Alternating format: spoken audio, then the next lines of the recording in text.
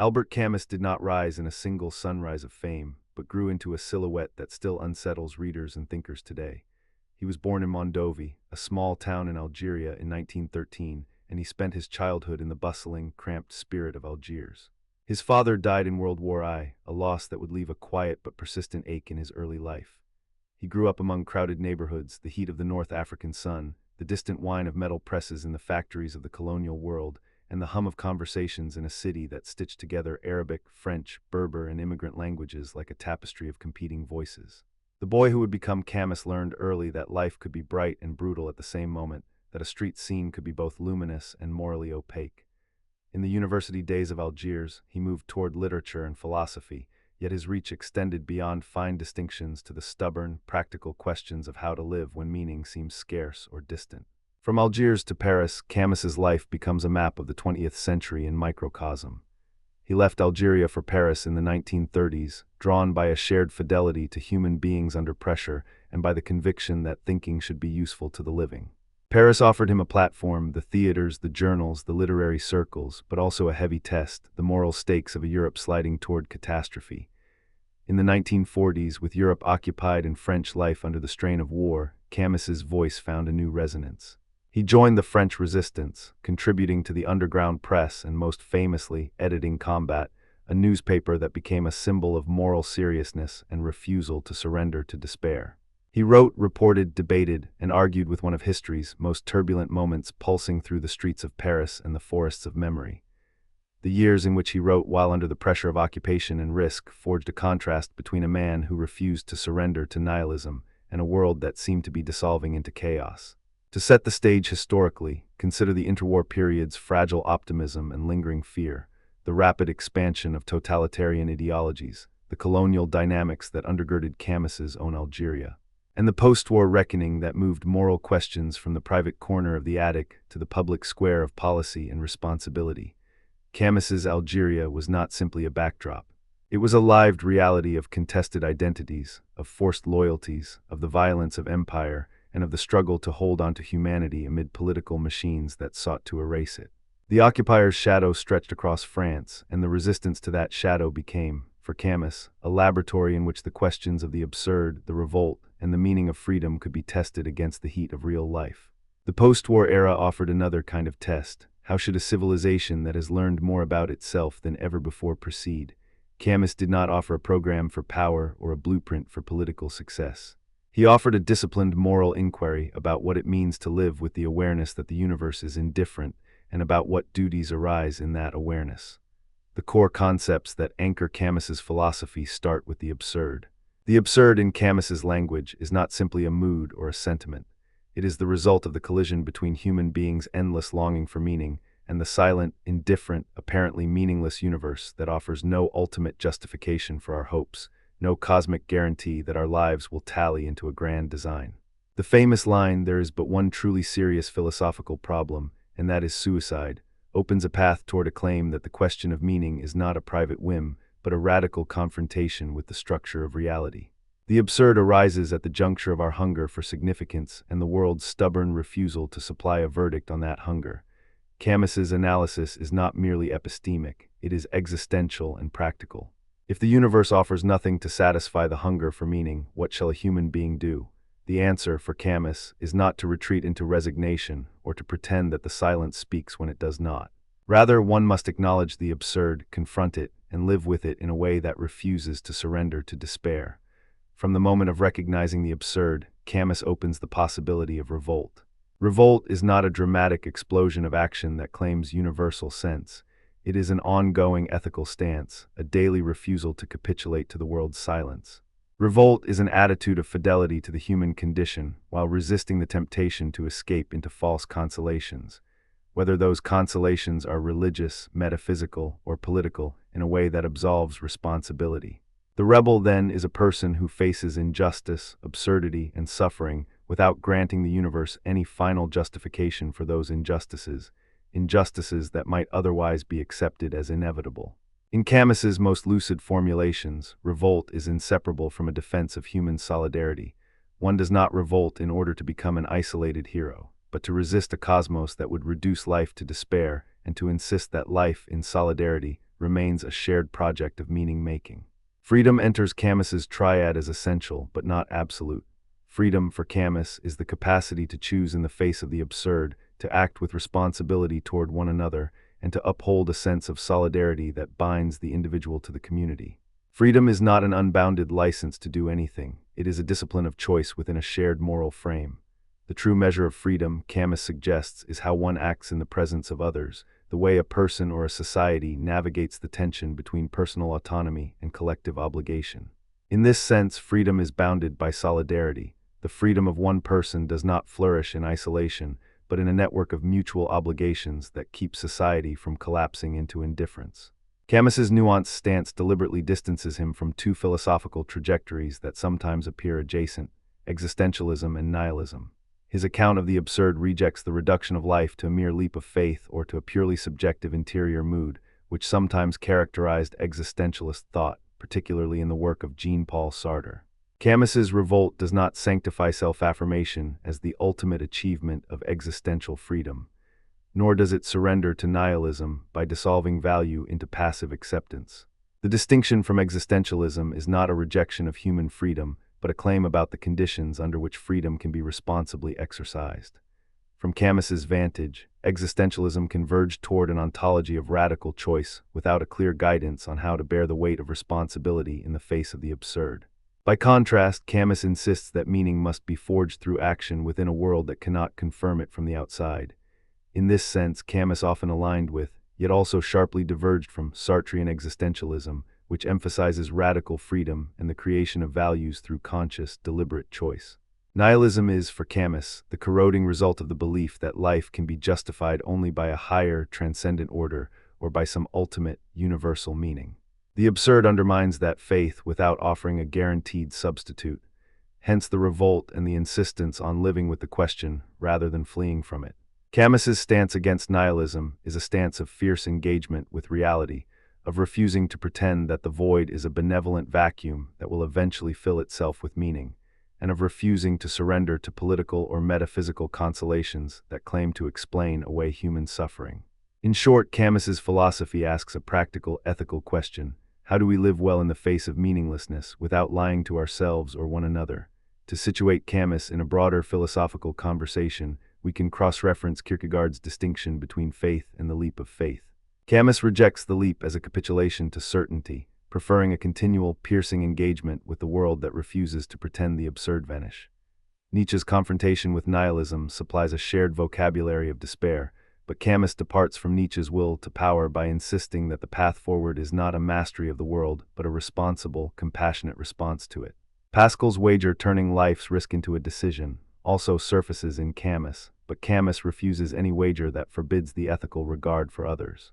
Sartre's interpretation of freedom, responsibility, and authenticity provides a natural conversation partner, with Camus's critique focusing on the moral costs of a purely inward or bold political stance, especially in relation to collective action and totalizing ideologies. And in the background, the shadow of a world that once depended on religious or metaphysical assurances, then moved into secular ideologies, helps explain Camus's insistence that solidarity and revolt must ground a humane way of living. If we anchor these ideas in primary texts, we can glimpse an arc that is at once stark and luminous. The Stranger, Camus's most famous novel, dramatizes indifference as a form of moral posture rather than a mere personality quirk. Meursault moves through the world with a serene equanimity that shocks readers precisely because it defies conventional expectations of moral judgment. He does not celebrate amoralism. Rather, he embodies a life lived in plain sincerity, even when the world's norms demand emotion and conformity. When Meursault confronts the social machinery of guilt and punishment, his attitude reveals Camus's insistence that life's meaning does not emerge from social approval, but from a personal fidelity to reality as it is. The impact of this in a world that often measures human worth by sympathy, mood, or ceremonial devotion demonstrates how Camus wants us to examine the roots of our own moral responses. In the Myth of Sisyphus, Camus makes a concise, illuminating argument about how to respond to the absurd. He opens with the maxim that sets the whole discussion: there is but one truly serious philosophical problem, and that is suicide. If the problem is to be faced honestly, then any solution that pretends meaning will suddenly appear is a kind of evasion. The absurd is born of this confrontation between the human need and the unreasonable silence of the world. The response Cambridge readers often encounter in this text is to imagine Sisyphus happy, a paradox that Camus uses to redefine the meaning of suffering and effort. If Sisyphus can perform the same task forever and still claim a sense of purpose, then perhaps the act of defiance, the revolt against the terms of our condition, is itself a source of dignity. And the revolted person, one who refuses to surrender to the world's indifference, can still celebrate life by choosing to live with calm, clarity, and ethical intensity. The image of Sisyphus becomes not a legend of futility, but a banner for endurance, a human being who refuses to accept the world's verdict and instead asserts a personal responsibility to live well within its constraints. One must imagine Sisyphus happy. In The Rebel, Camus expands the vocabulary of revolt into a broader historical and political stage. He asks what it would take to sustain a just rebellion in a world where oppression and violence persist. The rebel, in Camus's account, refuses both absolute nihilism and absolute violence. He seeks to reconfigure the social contract by insisting on human dignity and solidarity, while remaining wary of systems that promise salvation by force. The famous line, "The only way to deal with an unfree world is to become so absolutely free that your very existence is an act of rebellion," appears as a crystallization of Camus's political ethics. It is not a vindication of anarchic freedom, but a call to a disciplined, moral defiance that preserves humanity even while opposing tyranny and oppression. This ethical stance is inseparable from his insistence on measured political action, openness to dialogue, and a skepticism about ideologies that pretend to resolve every conflict by conquest or coercion. Camus's biography, its Algeria and Paris years, its resistance work, its Nobel Prize, deepens the philosophical texture. In Algeria, he witnessed the daily repercussions of colonial brutality, as well as the intimate human moments that reveal the stubbornness and vulnerability of ordinary people. In Paris, he confronted a city that was both a cultural powerhouse and a site of moral peril, the crossroads where philosophical reflection and political necessity collide. His resistance years, especially his editing of Combat, anchored his abstract questions in concrete action: how to speak truth to power, how to resist while maintaining the humanist commitments to justice, how to caution against both cynicism and reckless aggression. These experiences clarified Camus's insistence that revolt requires moral discipline and solidarity with others, not the pursuit of power or the triumph of one's own vision. Two historical anecdotes illuminate Camus's life as a living intersection of thought and action. The first is his role in the French Resistance and his work editing Combat, the clandestine newspaper that helped sustain morale and shaped a generation of readers who refused to surrender to tyranny. The second is the Nobel Prize ceremony in 1957, a moment when Camus's ideas transcended the page and found a public stage. The world listened as he accepted the prize and offered a plea for moderation and human solidarity in the face of a fractured world. These episodes are not mere biographical footnotes. They illuminate how Camus translated philosophical inquiry into a life lived with risk, responsibility, and public witness. And they remind us that the challenge Camus posed, how to live with the absurd and still act with justice, was not a philosophy of retreat, but a philosophy of engaged humanity. Two more early milestones deserve attention as well. Camus's early publications in the 1930s, works like L'Envers et l'Endroit, The Wrong Side and the Right Side, and a stream of essays and sketches, show a mind already attentive to the paradoxes of human life, to the beauty of the commonplace, to the fragility of social solidarity, and to the moral costs of indifference. The 1940s and 1950s brought The Stranger L'Étranger, 1942, and The Myth of Sisyphus, 1942, into the world, followed by The Plague, La Peste, 1947, and The Rebel, 1951. These works render Camus's major ideas not as abstract abstractions, but as characters, stories, and social diagnoses, texts that invite interpretation as art and as ethical philosophy at the same time. We should also face two major counterarguments that have framed debates about Camus. One critique is that Camus's ethics can appear too passive or conservative, especially in political arenas where action is demanded in the name of justice. Critics argue that by insisting on revolt as a moral posture without endorsing his particular revolutionary program, Camus risks endorsing a status quo or offering too little guidance for how to confront structural oppression with decisive political energy. A related line of critique holds that his insistence on moral responsibility and solidarity can seem to downplay or neglect the necessity and urgency of sustained political action against tyranny. The other major critique comes from Sartre's circle, who argued that Camus's refusal of commitment undermines existential freedom by privileging cautious, often nonviolent, approaches over direct, transformative action. Sartre accused Camus of a kind of political timidity, of retreating into ethics when history demanded public, collective choices that could shape the direction of nations. These criticisms illuminate a central tension in Camus's thought: the ethical call to temper action with accountability and restraint, and the political call to engage with courage and conviction against injustice, even when that engagement risks error or failure. To understand these debates more deeply, we can cross-reference Camus with Kierkegaard, Nietzsche, Sartre, and Pascal.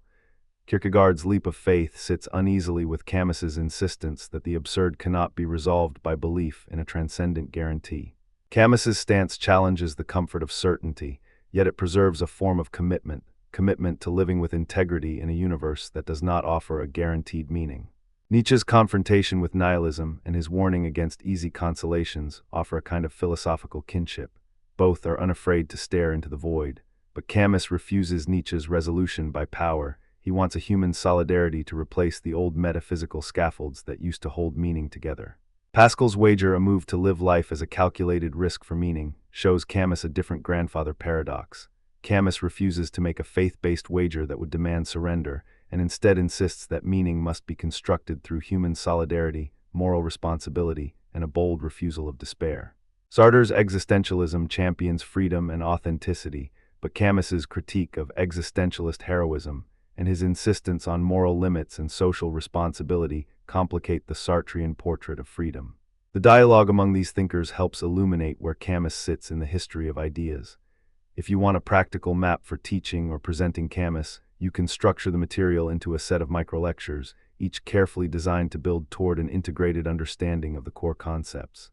Start with a microlecture on Camus's biography, how the Algerian landscape shaped his sensibilities, how Paris sharpened his public voice, how the resistance forged his ethical seriousness. Then move to a microlecture on the historical context, the interwar climate, the occupation's moral crisis, Algeria's colonial politics, and the post-war reevaluation of civilization. Then offer a microlecture on the absurd with its two principal components, the hunger for meaning and the universe's silence, and illustrate with close readings from the Myth of Sisyphus and passages from The Stranger. Follow with a microlecture on revolt, what kind of love of justice is implied by revolt, how revolt is an ongoing ethical act rather than a single revolutionary moment, and how it interacts with solidarity. Then a microlecture on freedom, the nature of freedom as obligation to others, the boundedness of freedom by the social order, and the tension between personal autonomy and public responsibility. Then a microlecture on the relationship to existentialism and nihilism, the distinctions Camus draws, the critiques he levels, and how these ideas illuminate debates in the history of philosophy. To enrich the experience, we can weave in suggestions for primary quotations and how to use them in teaching or discussion. A short, pointed quote from the Myth of Sisyphus, "There is but one truly serious philosophical problem, and that is suicide," can open a segment that explores the roots of Camus's existential inquiry. The sentence about the absurd is born of this confrontation between the human need and the unreasonable silence of the world, can provide a springboard for analyzing Camus's diagnostic framework. The line "one must imagine Sisyphus happy" can function as a foil to everyday despair, offering a method of resituating human perseverance as a form of meaning-making rather than as a denial of reality.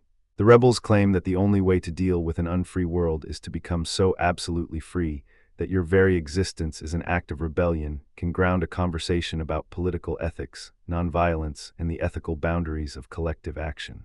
We should pair these quotes with careful analyses that show how Camus's rhetorical strategy, clarity, precision, a penchant for concrete examples, works to convert abstract concerns into intelligible, lived questions.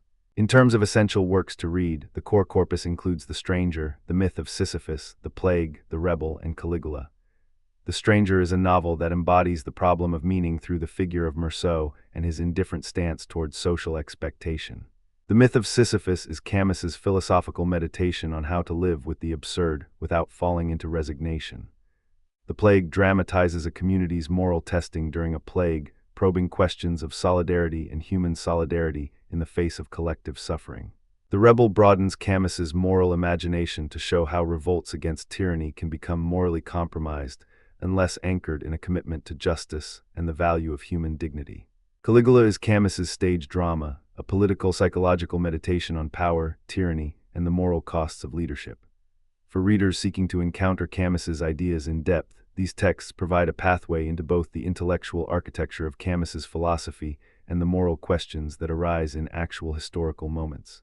For readers who want to situate Camus within a wider intellectual field, cross-references to philosophers in dialogue with him can illuminate both the convergence and the divergence. Kierkegaard's leap of faith, Nietzsche's critique of nihilism, Sartre's existentialism, and Pascal's wager all stand as points of reference. How does Camus's emphasis on revolt and solidarity alter the project of existential freedom when confronted with political violence and social injustice? What does it mean to choose solidarity with others when the social order itself deforms justice? How does Camus's insistence on moral discretion guide us in moments of political crisis when both sides demand absolute commitments? These questions show how Camus's work remains relevant not only as a philosophical argument, but as a tool for understanding and negotiating ethical choices in the real world. To bring Camus into contemporary life, we can explore modern interpretations and applications. Some readers see Camus as a model for ethical action in the face of climate catastrophe, refugee crises, or violence where neither side offers clean moral victories. Others read Camus in relation to debates about civil disobedience, nonviolence, and the responsibility to resist oppressive systems without becoming what Camus called the oppressor's ally. In teaching or using Camus in higher education, one can connect his ideas to film and theater adaptations that bring the situations he theorizes into living rooms and classrooms. There are film adaptations of The Stranger. The 1967 Luchino Visconti version is often cited as a touchstone for how Camus's atmosphere translates to cinema. The theater of Caligula, with its stark political drama, offers a live laboratory for discussing power, ethics, and the costs of leadership. Even The Plague has been adapted into film and stage works in various cultures, showing how Camus's social questions illuminate our collective responses to public health and moral responsibility. If you want to pursue deeper study, the Cambridge and Edinburgh traditions have produced a substantial body of secondary literature, but even a closer reading of Camus's own texts yields abundant cross-referential insights. For a structured, scholarly overview, consider engaging with entries like the Stanford Encyclopedia of Philosophy's Camus article, which situates Camus in relation to the broader history of philosophy and connects his themes to other thinkers in the tradition. You'll find a careful map of the absurd, revolt, and the ethics of solidarity that is both accessible to general readers and rigorous enough for serious study. You can also consult Britannica's entries on The Stranger, The Myth of Sisyphus, The Plague, and The Rebel, which illuminate how these works are interpreted in a broader cultural context, offering clear, concise explanations of the central ideas, the historical moment, and the critical reception that followed each publication. What follows is not a summary, but a script designed for spoken delivery. It invites the listener to move through life with Camus as a companion who asks not for certainties, but for a disciplined, compassionate way of living. It keeps its focus on the interplay between biography, historical moment, philosophical concepts, and concrete texts, while inviting cross-references to related thinkers and to the visual and performative arts that can illuminate Camus's ideas for a new generation. If you're building a multi-part video, you could place this segment after an introductory overview of Camus's life, giving viewers a sense of how biography and philosophy intertwine. Then proceed to a structured exploration of the ideas, with a careful progression from the absurd to revolt to freedom, and then to the social and political implications that Camus emphasized across his career. Within each microlecture, you can pepper in primary quotations, brief, precise close readings, and concrete examples from The Stranger, The Myth of Sisyphus, The Plague, The Rebel, and Caligula to keep the narrative lively while preserving philosophical rigor. For further study and optional exploration, you can guide your audience to reputable sources that discuss Camus's works in their contexts. The Stranger, The Myth of Sisyphus, The Plague, The Rebel, and Caligula belong to a corpus that is not only a literary achievement, but also a sustained inquiry into how to think ethically when the world is silent. The biographical anchors, the Resistance period, the Nobel Prize ceremony, the early publications of the 1930s and 1940s, help readers and viewers understand why Camus spoke with such moral seriousness about the choices we face and the consequences those choices have for others. The cross-references to Kierkegaard, Nietzsche, Sartre, and Pascal provide a historical ecology in which Camus's ideas can be interpreted, debated, and reimagined for new contexts and new challenges.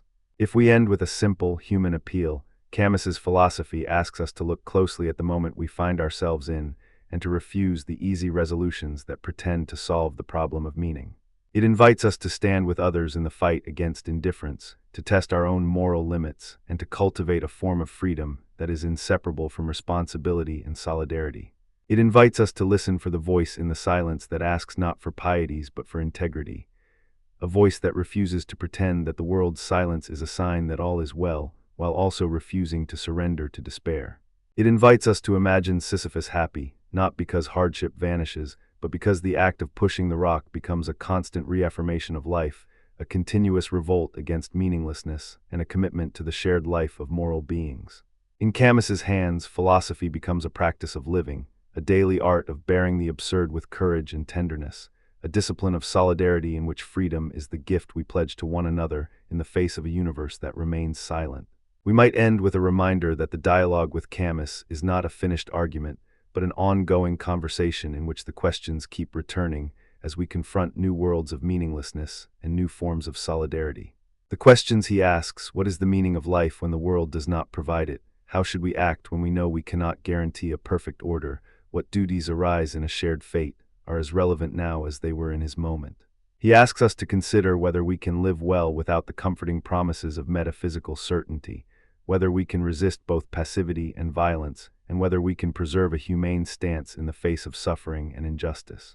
If we can answer these questions, we have not merely read Camus. We have joined him in a long, quiet, ethical conversation about what it means to be free, to be fair, and to be present to one another in a world that, in Camus's own words, can be absurd, can be brutal, and can yet be beautiful in the stubbornness of our common humanity. And in that stubbornness lies the possibility of meaning, not a final, guaranteed meaning, but a lived, responsible meaning that we choose to create together. Absurdism, in Camus's careful architecture, begins with a simple, almost stubborn observation. Our human longing for certainty, for a shareable map of meaning, collides with a universe that offers none.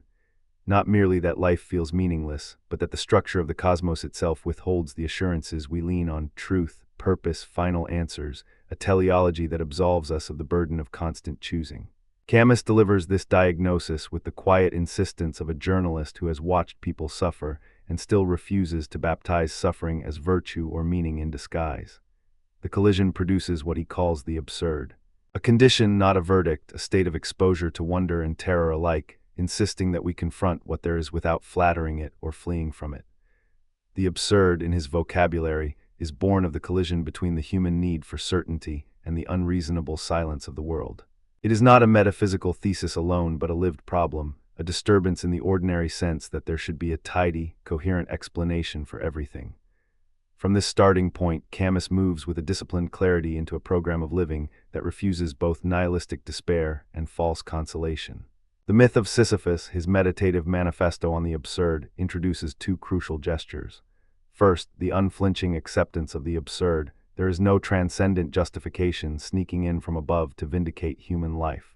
Second, and more radical, the suggestion that the recognition of absurdity need not crush us. Rather, it can energize a form of rebellion, a continuous, honest engagement with life as it presents itself.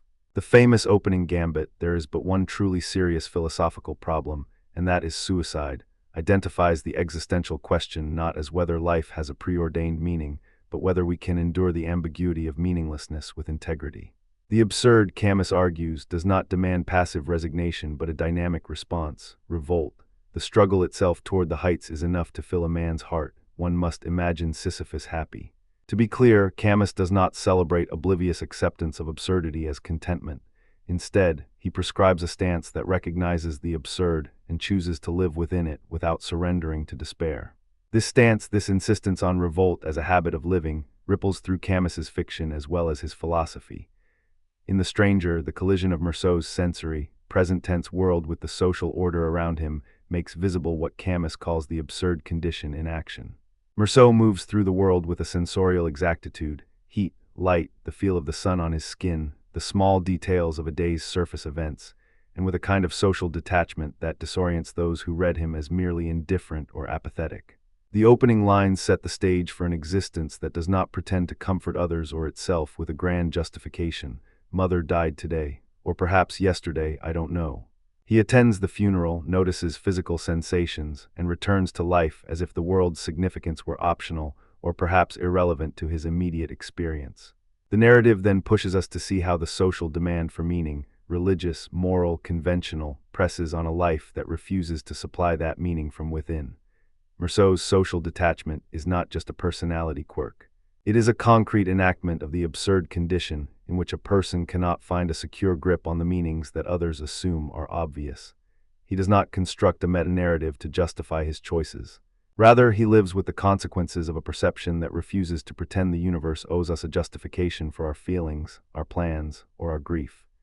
In the face of his society's attempts to interpret his behavior as an indictment of its values, Meursault becomes Camus's dramatization of how the absurd meets the human in action.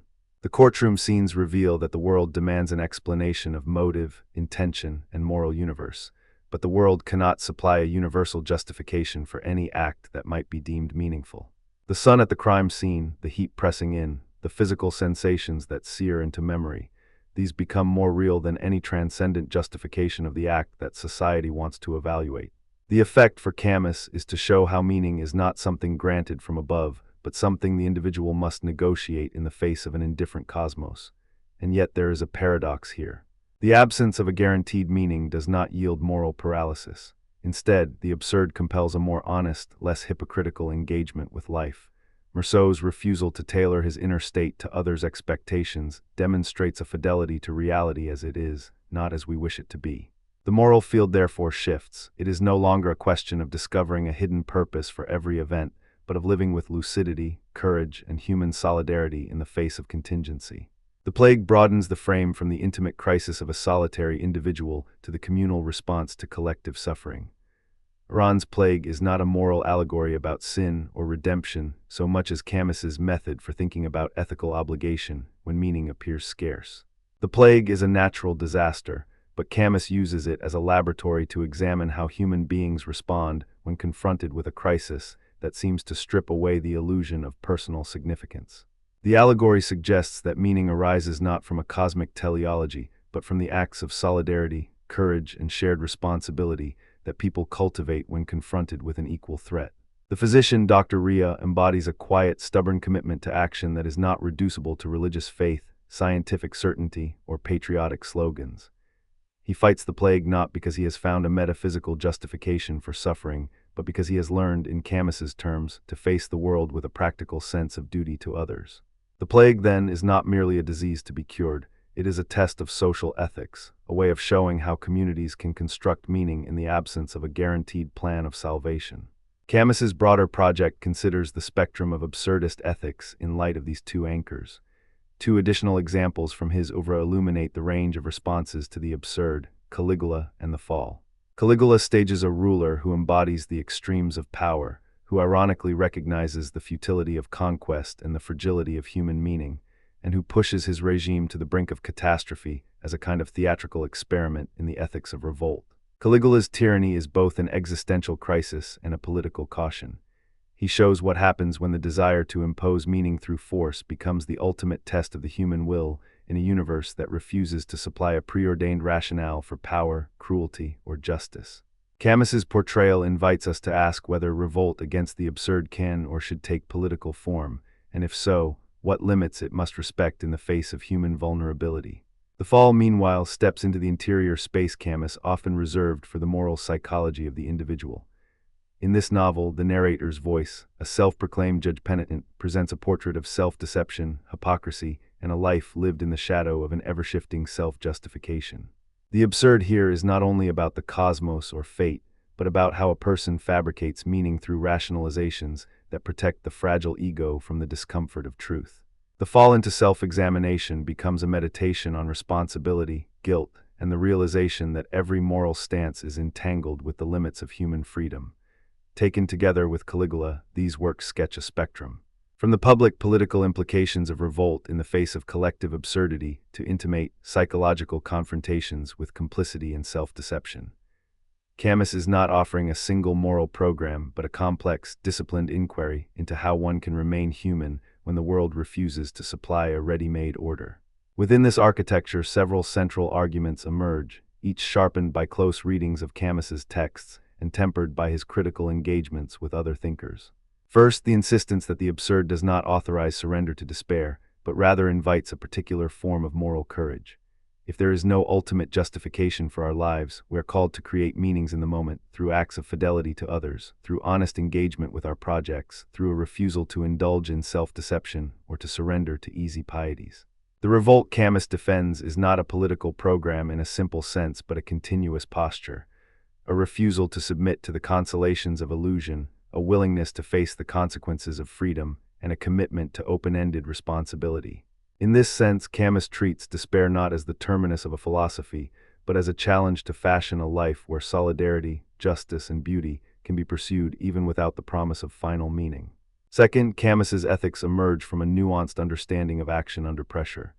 In The Plague, action becomes a definition of moral seriousness. To live, to act, to endure, these are not necessary because a transcendent purpose commands them, but because the human condition itself makes such action indispensable. The implicit critique of escapist metaphysics, whether religious consolation, revolutionary dogma, or metaphysical certainty, bounds the ethical horizon of Camus's absurdism. The revolt he imagines has a social texture. It is not a solitary enrichment of the self, but a shared effort to resist the pull toward nihilism. The plague allegory intensifies the argument. The fight against the plague is a fight to preserve human dignity in the face of a universal threat, and the victory is measured not by cosmic vindication, but by the stubborn, ordinary acts of care that accumulate into collective resilience. Third, Camus's position is deliberately dialogical with other big ideas in the history of philosophy. He stages a conversation with Kierkegaard's leap, Nietzsche's critique of nihilism, and Sartre's existentialist anthropology. The leap for Kierkegaard is the move into faith that resolves the anxiety of existential unknown, whereas Camus's project rejects leaps altogether.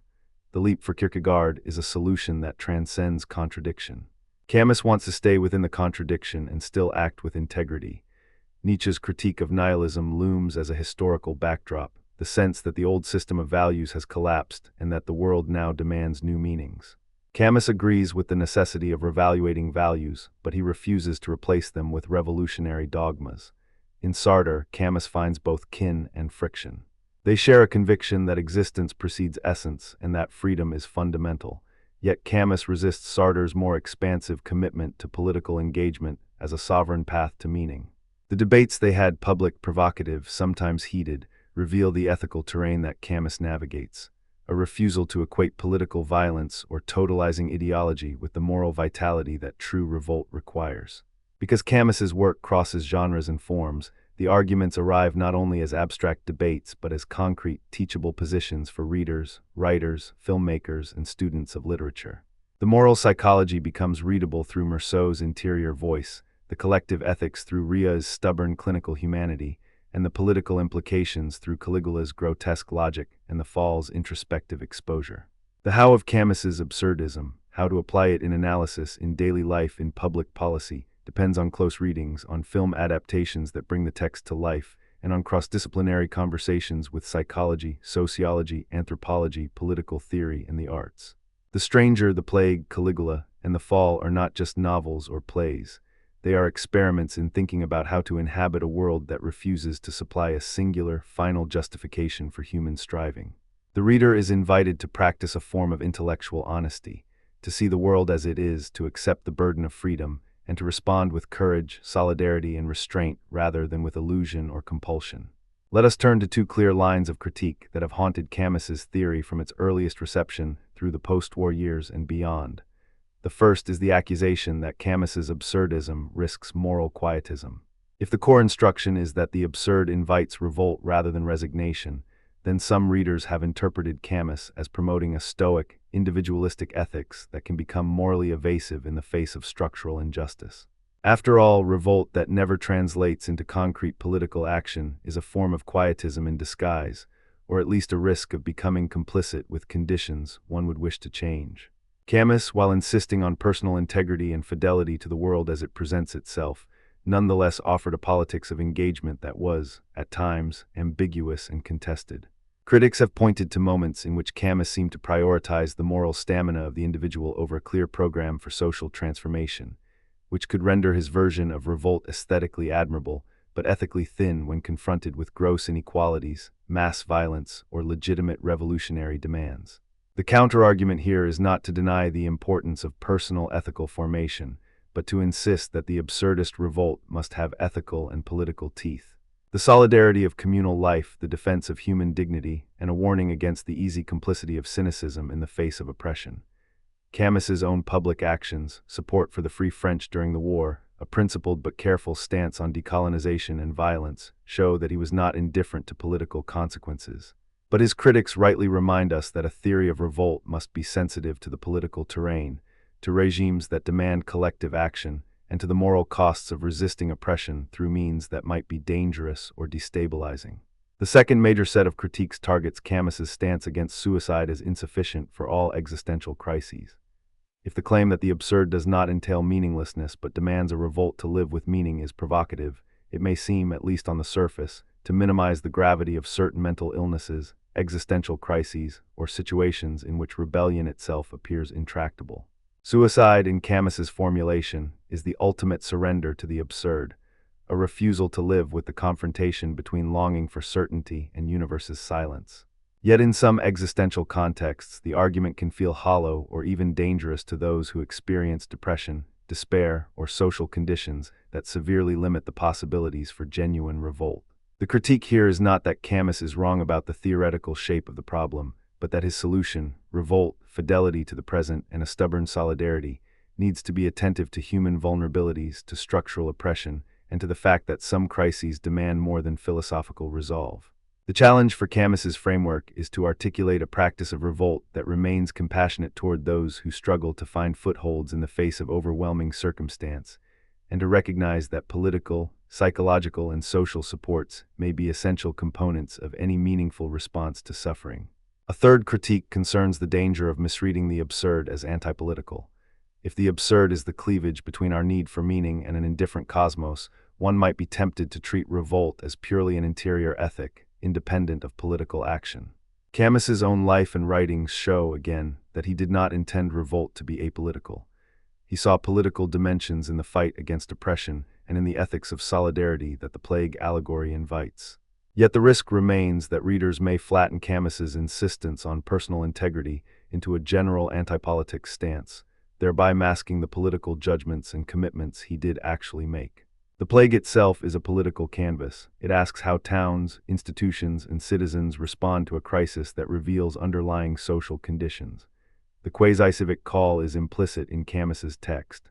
A community that learns to act together toward a common good, even when individual incentives pull toward withdrawal or self-preservation, is precisely the sort of political life Camus wants to illuminate. The challenge is to read Camus as a political thinker who refuses to surrender to ideology, even as he refuses to surrender to despair. The moral energy of his revolt is meant to mobilize both personal virtue and collective action, insisting that the fight against absurd conditions is inseparable from the fight for social justice and human solidarity. A fourth critique concerns the application of absurdism to violence or revolution. If Camus argues for revolt, what precisely distinguishes a humane revolt from acts of violence or mass upheaval that undermine the very humanity he seeks to affirm? The debate with Sartre in the mid-1940s is instructive here. In public encounters and in their differing essays, Camus was wary of revolution as total conquest or as a substitution of one system of meaning for another. He worried that some forms of political action could replicate the very cruelty and nihilism that the absurd seeks to resist.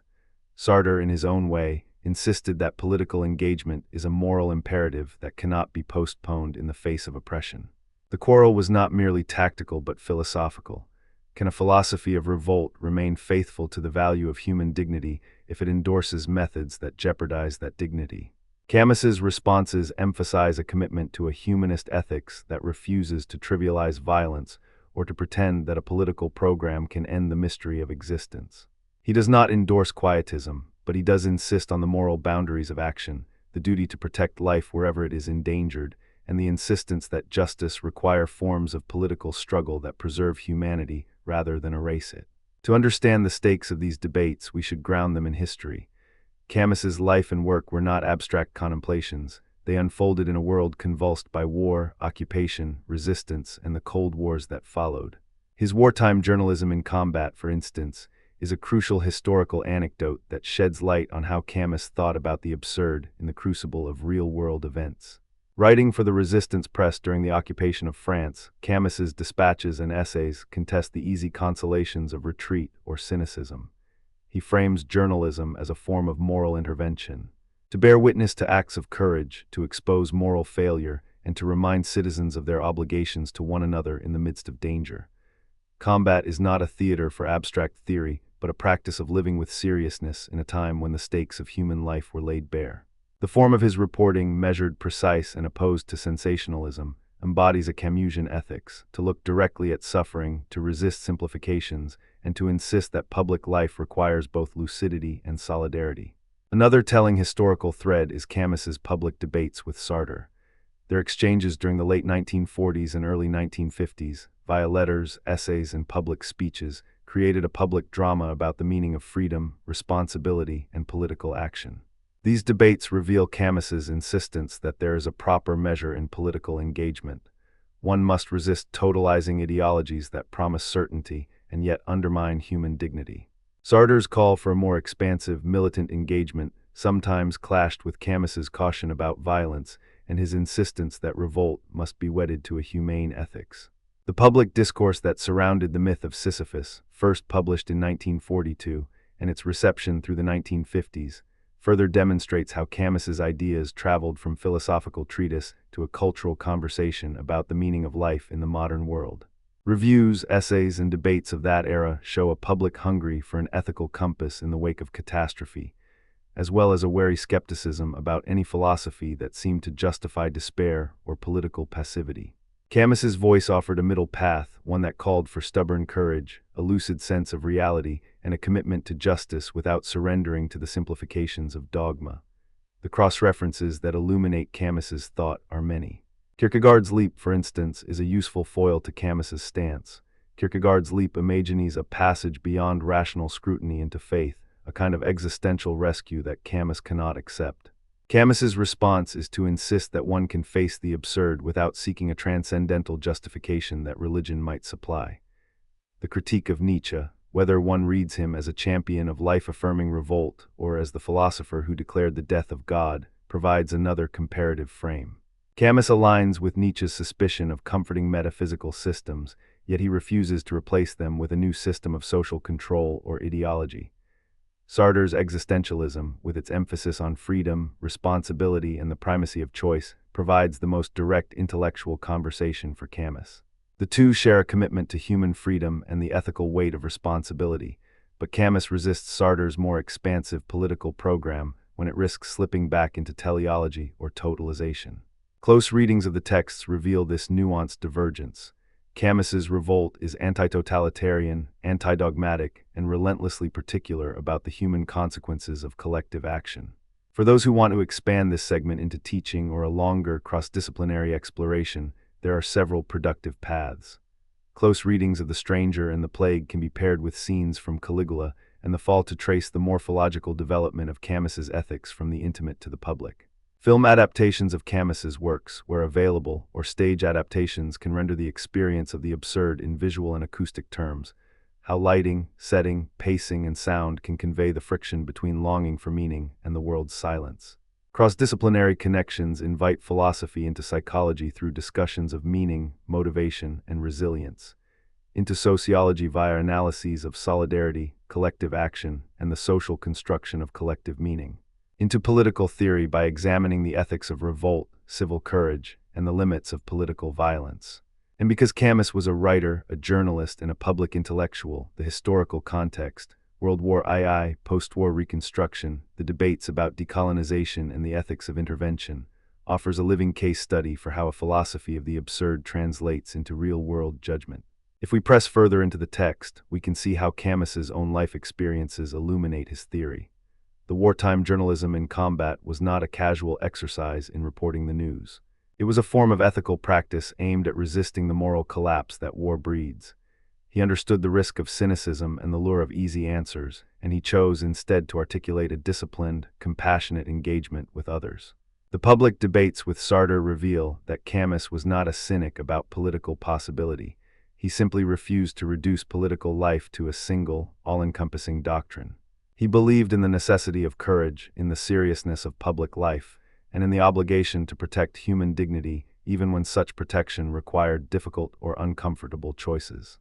The reception of the myth of Sisyphus in the 1940s and 1950s shows how a generation, scarred by war and the moral perplexities of the post-war era, found in Camus a vocabulary for endurance, a refusal to surrender to despair, and a call to create solidarity in the face of absurd conditions. The phrase "one must imagine Sisyphus happy" began to circulate as a secular, humanistic signpost for those who refused to surrender to nihilism, yet refused to cloak themselves in false consolations. To anchor these reflections in more concrete terms and to ground them in primary texts, consider a passage from the Myth of Sisyphus that has guided many readers. The absurd is born of this confrontation between the human need and the unreasonable silence of the world. The world is silent not because it is deaf to human longing, but because it cannot articulate a universal justification for the significance of our lives. Camus's response is not to pretend the problem is smaller than it is, but to refuse its resolution on false terms. The revolt is a form of ongoing fidelity. We persist in choice, we persist in action, not because we have discovered a perfect map of meaning, but because, in the face of meaninglessness, we still choose to act as if our lives matter in the moment. The other famous lines, "There is no fate that cannot be surmounted by the work of the human will. The struggle itself toward the heights is enough to fill a man's heart. One must imagine Sisyphus happy," are not a blueprint for resignation, but a disciplined invitation to live with courage within a world that refuses to grant us an overarching explanation. In The Stranger, Meursault's sensuous attention and his refusal to embroider a moral narrative onto his life dramatize Camus's claim that the absurd cannot be overcome by metaphysical hope or religious consolation. The famous opening moves the reader away from grand narratives toward the texture of ordinary experience, and the end, Meursault's acceptance of the universe's indifference, reads not as a surrender, but as a lucid recognition of how one can live after acknowledging the absence of cosmic justification. The Plague offers a different mode of engagement. A community slowly learns that the fight against a disease is not merely a medical problem, but a social and ethical obligation. It tests how people choose to live together, how they distribute burden, how they confront fear, and how they resist the temptations of despair through solidarity. In Camus's world, a plague is a moral experiment. It tests whether human beings will rise to the occasion and whether the social body can fashion meaning out of shared danger. Camus's insistence on the moral and political significance of revolt is not naive about human nature. The figure of Caligula makes visible the danger of absolute power when coupled with existential crisis. Caligula's attempt to impose his own meaning through tyranny exposes the fragility and moral danger of turning the absurd into a tool of domination. The Fall, by contrast, traces the way self-understanding can become a theater of judgment, guilt, and recognition. The dramatic arc shows a conscience that must learn to live with the consequences of self-deception and the realization that honesty, while painful, remains the only route to authentic moral life. This pairing of a political drama with a deeply introspective meditation reflects Camus's nuanced attempt to map the terrain where the absurd meets reality in all its social and political complexity. Throughout this expansive meditation, several enduring questions remain relevant for students, readers, and viewers of Camus's work. How should a society balance liberty and justice when the foundations of meaning are uncertain? Can revolt in Camus's sense be reconciled with nonviolence or with political reform that does not replicate the violence it opposes? What does solidarity look like in a world that does not offer guarantees that our efforts will produce lasting change? And crucially, how should we read Camus today in relation to other major thinkers who have written about meaning, revolt, and the problem of the good life under conditions of contingency? In concluding, the Camusian answer to the absurd is not a recipe for happiness in the conventional sense, nor a surrender to the oldest religious or political consolations. It is a painstaking refusal to surrender to false comfort, an insistence on living with the truth of uncertainty while acting with courage, compassion, and responsibility.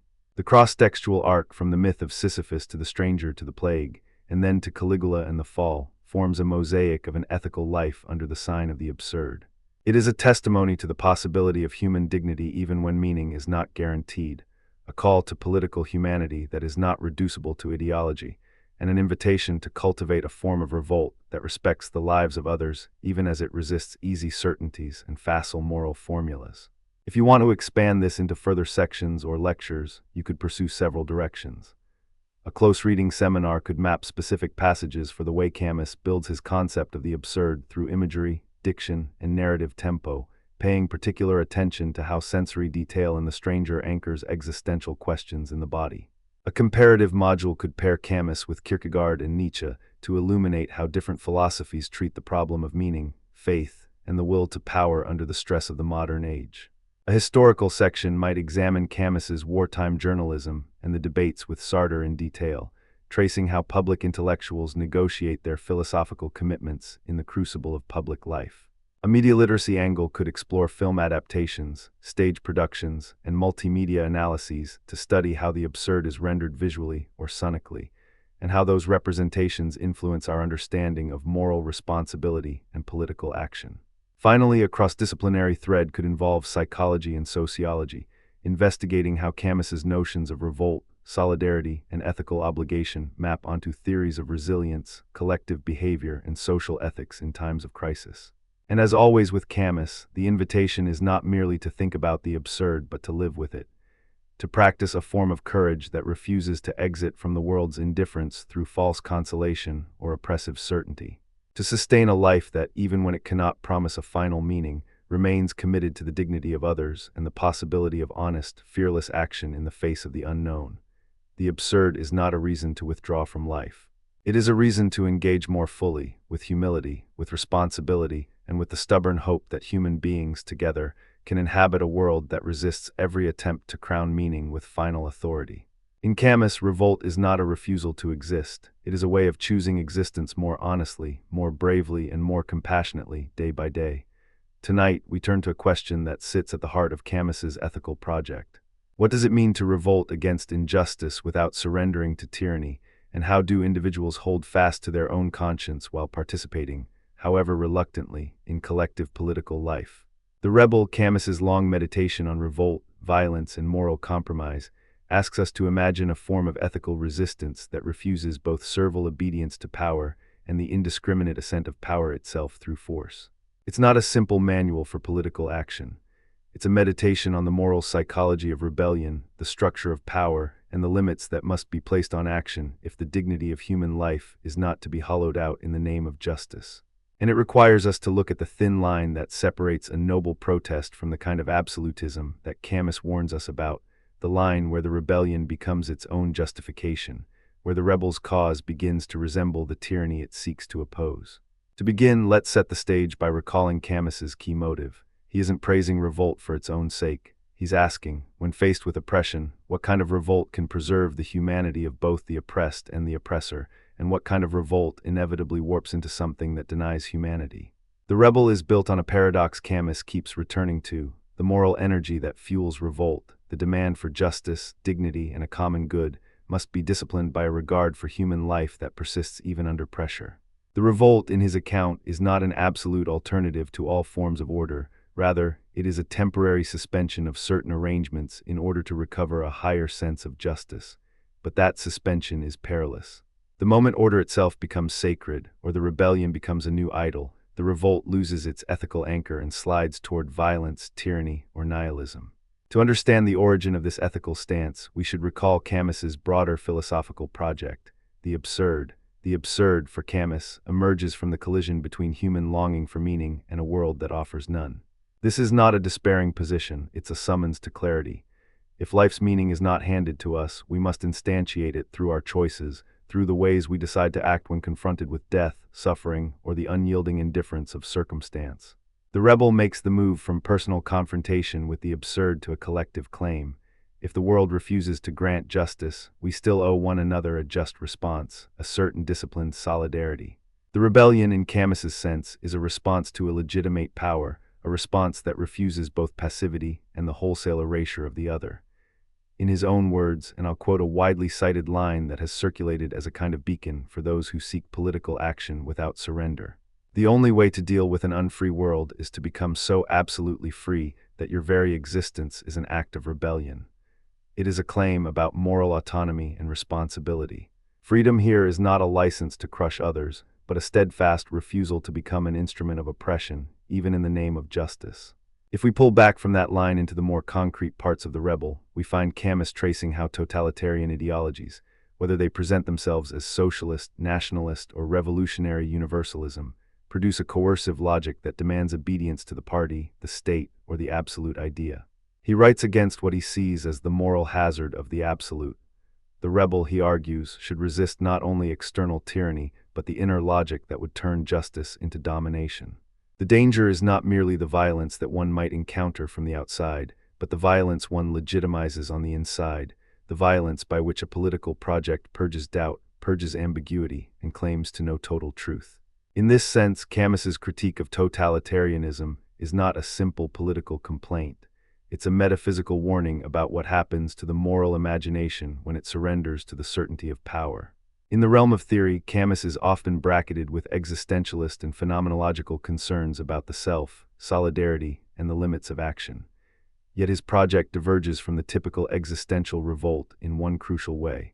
For Camus, revolt is not the same as revolution.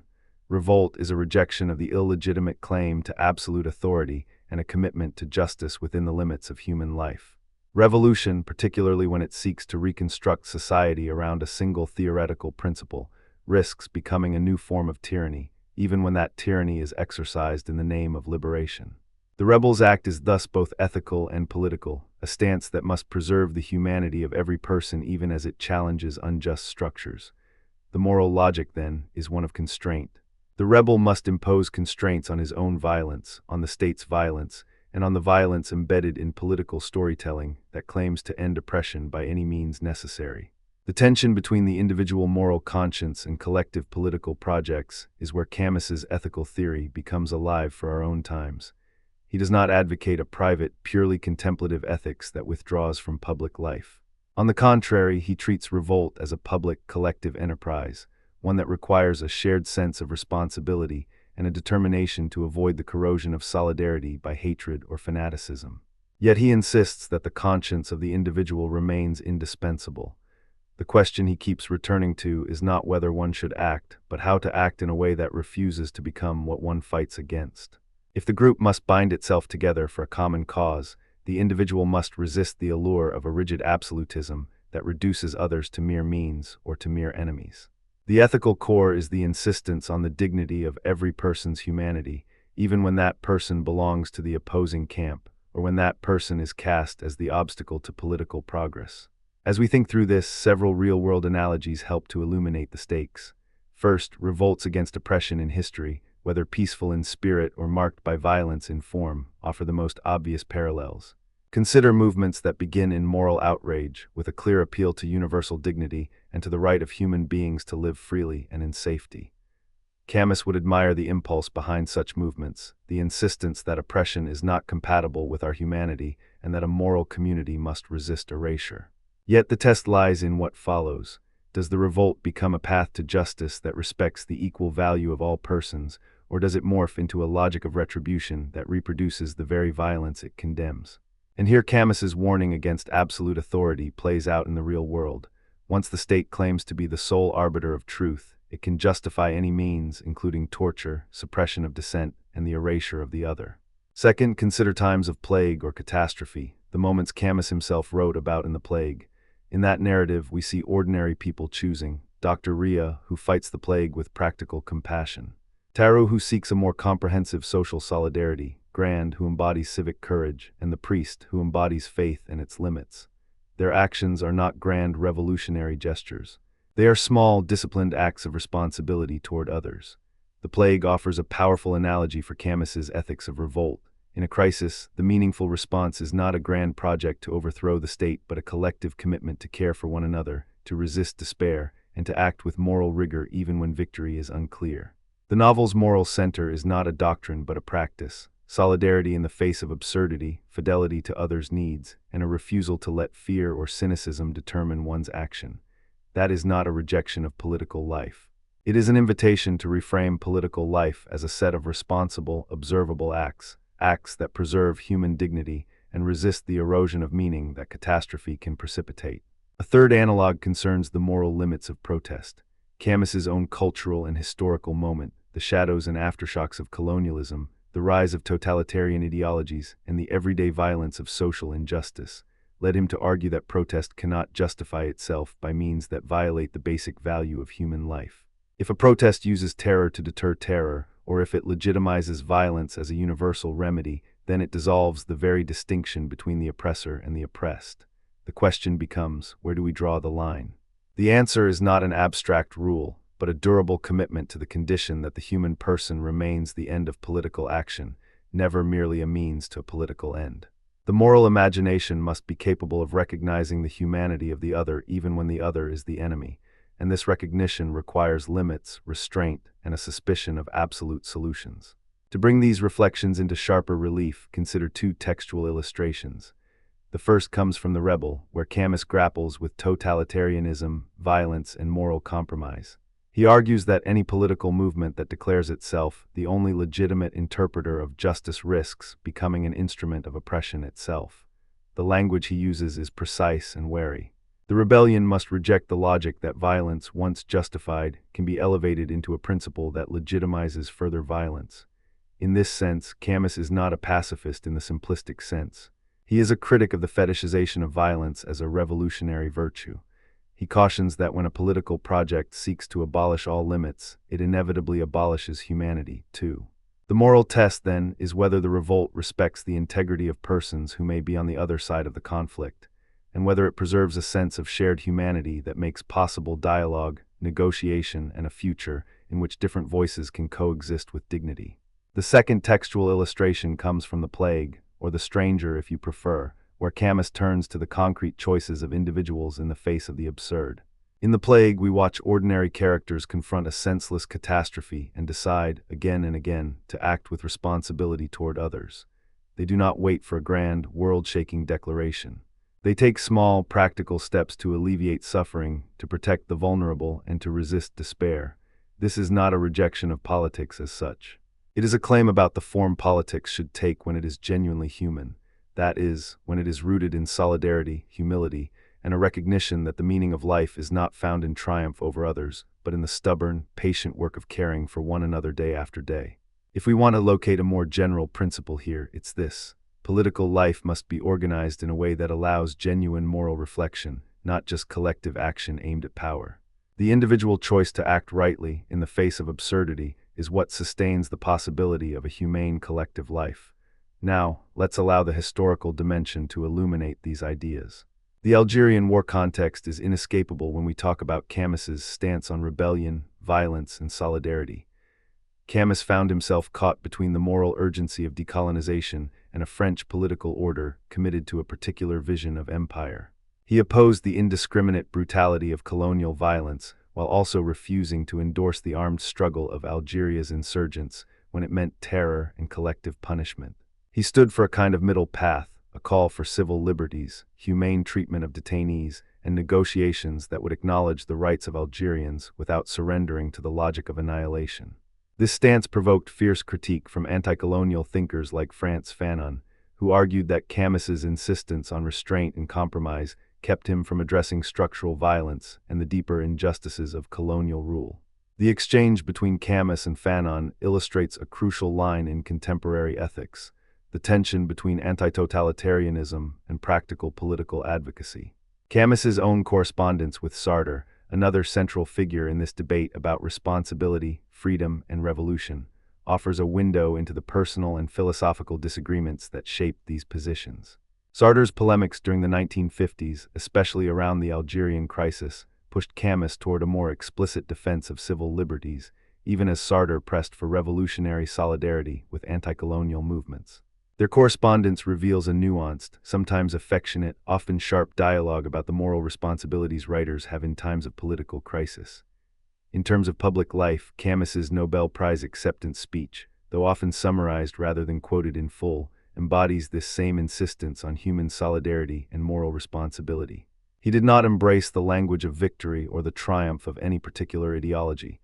Instead, he spoke in terms of human dignity, the necessity of resisting barbarism, and the courage to act with compassion in the face of despair. The speech situates Camus within a tradition of political thought that refuses to equate justice with vengeance and refuses to treat victims as mere instruments in a broader political calculus. If we read it closely, we hear him urging a form of political life in which the conscience of the individual remains a touchstone for action, a reminder that even in the most tumultuous times, the choice to act justly is still possible, still necessary, and still transformative for the communities we inhabit. If we bring Kant into this conversation, we might focus on the Kantian concept of dignity. Every person possesses intrinsic worth that should never be treated as a mere means. Camus's critique of violence and his insistence on moral limits can be read as a living engagement with Kantian dignity, even as Camus refuses to conflate dignity with a narrow legality or a rigid, absolutist ideology. The rebel for Camus must be able to see the humanity in the other, even when the other is part of an oppressive system. This is a Kantian move in spirit, even if Camus would balk at translating it into a straightforward categorical imperative. And if we set Gandhi beside Camus, the contrast becomes instructive. Gandhi's nonviolence embodies a form of political action that seeks to transform the oppressor by nonviolent means, to convert power through moral force rather than coercive force. Camus does not deny the moral force of nonviolence. Rather, he cautions that nonviolence alone may be insufficient to halt oppression if it becomes passive or if it fails to confront the inhuman logic of domination. The moral imagination in Camus must hold together a fierce commitment to justice with a vigilant respect for human life, a balance sometimes difficult to sustain in the heat of political struggle. To return to the practical dimension of this ethics of revolt, two counterarguments deserve more explicit attention. First, the claim that revolt can degenerate into violence or absolutism. Camus's own analysis is clear.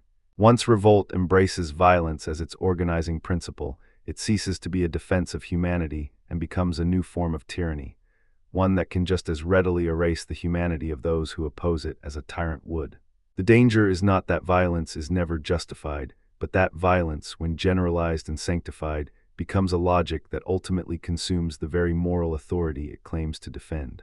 If you see the world as an arena of pure antagonism, good against evil, then mercy, doubt, and restraint appear as luxuries you can no longer afford. Camus refuses that simplification. He asks us to imagine a politics where the ends must continually justify the means, but where the means themselves must be chosen in ways that preserve a shared sense of human dignity. This is a difficult, exacting standard, perhaps a counterintuitive one to many political movements, but Camus believes it is essential if a society is to avoid trading one form of tyranny for another. Second, the critique from Fanon and others that Camus did not adequately address structural violence, especially in the colonial context. If you take Camus at his word about anti-totalitarianism and his insistence on moral restraint, you can see why his stance in Algeria would invite critique. By speaking against both colonial violence and revolutionary violence, he might appear to endorse a status quo that preserves unfair power relations rather than dismantle them. The anti-colonial critique emphasizes that structural violence, economic exploitation, racial domination, systemic hierarchy, perpetuates harm in ways that are not simply reducible to the personal brutality of soldiers or police. Camus's emphasis on individual ethics and on civil liberties can be read as a demand for reform from within the system, a demand that many anti-colonial thinkers argued was insufficient to produce true emancipation for colonized peoples. The dialogue between Camus and Fanon thus becomes a critical test case for what counts as responsible political engagement. Is it enough to constrain violence within a liberal order, or must one also confront and dismantle the structural conditions that produce oppression in the first place? This is not a question with a simple answer, but it is essential to understand the moral seriousness of Camus's project. As we consider modern interpretations, two lines of thought seem especially salient. One is to see Camus as providing a humane alternative to both the naive trust in political salvation through violence and the cynical realism of power without moral constraint. He offers a way to imagine resistance that preserves the humanity of every person involved, including the enemy, and that refuses to surrender to the logic of cruelty as a means to an end. The other is to see Camus as a provocateur who challenges both liberal complacency and revolutionary absolutism. He asks us to ask, what is the cost to the soul of a political movement that seeks to abolish the opponent's humanity? And what is the cost to the public moral imagination if we accept a perpetual state of conflict in which every political project has a claim to absolute truth? In our modern moment, we can think of analogies that illuminate these questions. Consider a protest movement that rises to demand justice, only to adopt tactics that harm ordinary people or erode civil liberties in the name of security. Or think of a mobilization that seeks to address historical injustices but ends up reproducing the distrust and hostility that fuel cycles of retaliation. Camus would urge a careful balance. A politics that refuses to give in to cynicism, yet remains wary of any ideology that insists on absolute control. The aim would be to cultivate political cultures in which disagreement is legitimate, where dissent leads to reform rather than elimination, and where the ultimate measure of success is not the triumph of a single group, but the resilience of human dignity across differences. In closing, what would Camus want us to remember about the ethics of revolt, freedom, and solidarity? He would likely remind us that the point of revolt is not to erase the past or to claim a perfect future, but to resist the temptation to reduce justice to a single answer, to hold fast to the belief that human life has worth beyond any ideology, and to insist that political action be accountable to the living and the vulnerable, not just the powerful. He would remind us that the moral imagination is most tested in moments of crisis, where the choices we make in the heat of passion will echo in the cold light of history.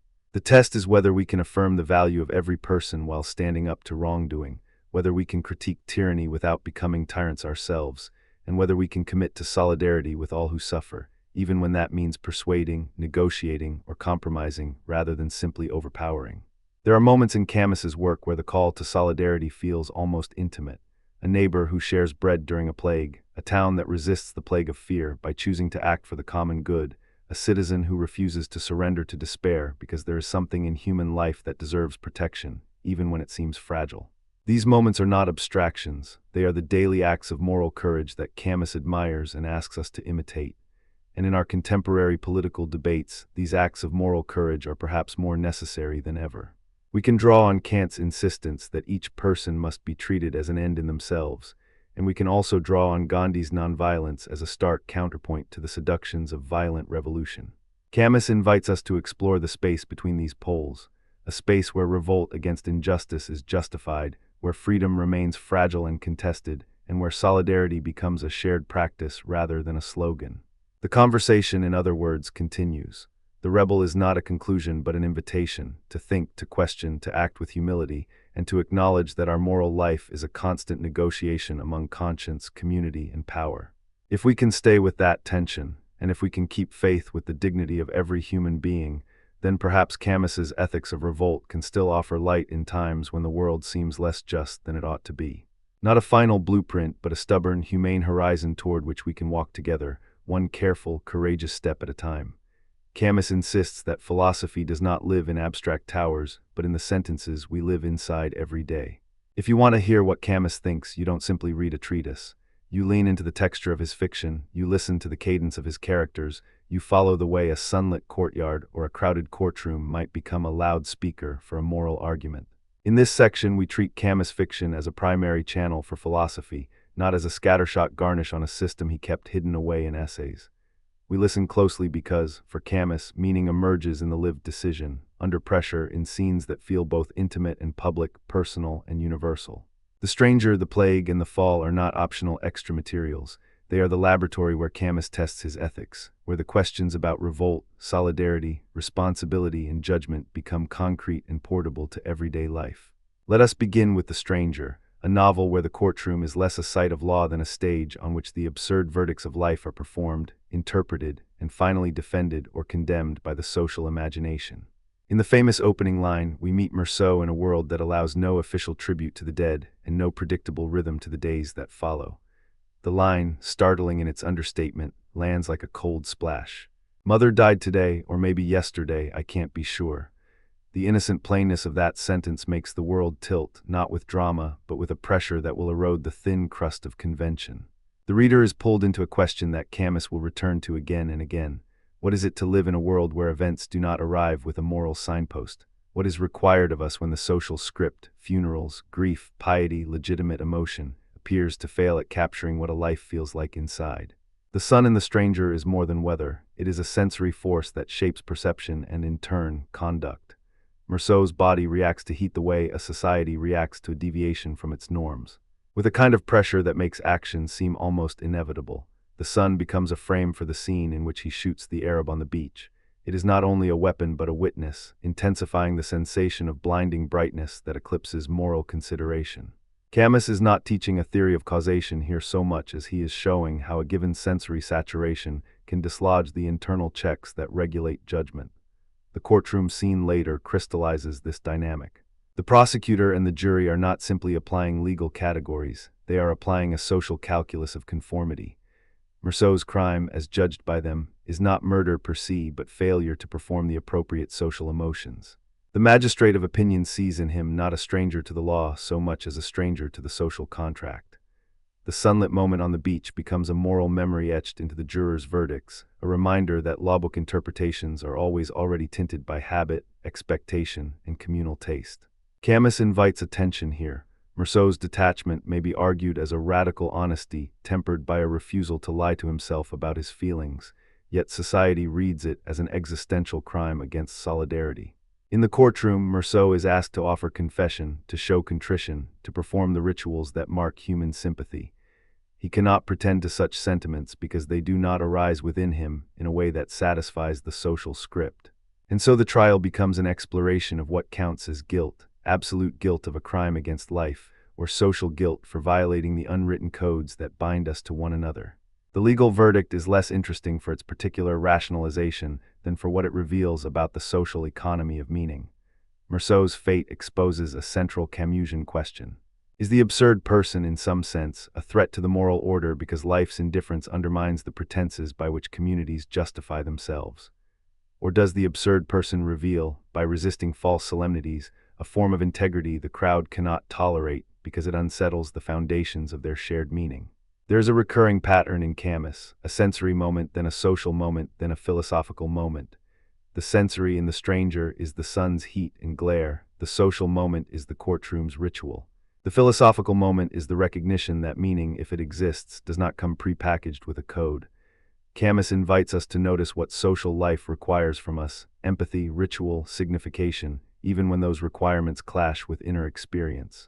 The danger, he suggests, is not simply to feel too little or too much. The danger is to confuse the script we perform with the reality of what we owe to others. Yet Camus also refuses to leave us in a cold Sartrean suspicion of social life. He wants a stance that takes responsibility seriously without surrendering to passive compliance or nihilistic despair. This is where another thread of Camus ethical thinking emerges through The Stranger. Social conventions and the pressure they exert are not simply to be criticized as oppressive. Rather, they foreground a problem of authenticity, what it would mean to act with a humane, honest regard for life when life itself seems to lack a given meaning beyond what we create. The courtroom scene is a kind of moral weather report. It tells us how a society negotiates guilt, how it polices not only acts but the sensibilities that lead to them. The question then becomes, what kind of life would be worth living in a world that does not provide a transcendent guarantee about meaning? Camus' answer, in The Stranger, invites us toward a stance of responsible rebellion. To live with clarity about what matters to us, to accept the consequences of that living, and yet to resist the seductive illusion that meaning is guaranteed by convention or by the verdict of the crowd. If we step back for a moment, we can hear a conversation between Camus and two other thinkers whose voices echo through his pages. Aristotle's Ethics of Virtue emphasizes the cultivation of character through habitual action toward the good for a human being.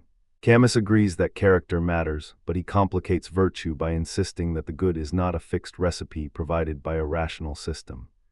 The Stranger implies that the right action is intimately tied to sincere response to life's given conditions, even when those conditions are maddeningly indifferent. Dostoevsky, in his own way, presses into the same terrain with a different mood. The soul confronted by guilt, responsibility, and the question of whether one can affirm life in the face of suffering and moral ambiguity. Camus shares with Dostoevsky a deep interest in guilt and judgment, but he rejects Dostoevsky's faith-driven resolution. Instead, Camus asks for a kind of lucid courage, the courage to acknowledge the absurd and to live with it without surrendering to despair. Sartre's early fiction and philosophical inquiries also echo in Camus's work, particularly in how a self makes a choice under the gaze of others and the weight of freedom. Yet Camus would later distance himself from Sartre's existentialism while preserving an insistence on responsibility, solidarity, and a form of ethical action grounded in the concrete world. Now turn to The Plague, a novel where the stage shifts from the intimate courtroom to the public square of a town under siege by an invisible enemy. The plague is not merely a disease, but a riddle that forces a community to choose how to respond to an event that seems to overwhelm any single individual's sense of control. At the center of the novel is Dr. Ria, a physician who attends to the sick not out of heroism, but out of a stubborn fidelity to the ordinary work of healing. Taru, Grand, Rambert, and the other townspeople inhabit a chorus that tests Camus' ethics of solidarity and responsibility. The plague, as analyzed in Camus' hands, is an allegory for existential conditions, absurdity, contingency, and the possibility of meaning only through collective action. It is a test of whether individuals can imagine themselves not as isolated selves, but as members of a common fate. Ria's stance is modest and deeply political in its restraint. He refuses to pretend that science and medicine can grant him ultimate knowledge about why the plague exists or what the universe intends for humanity.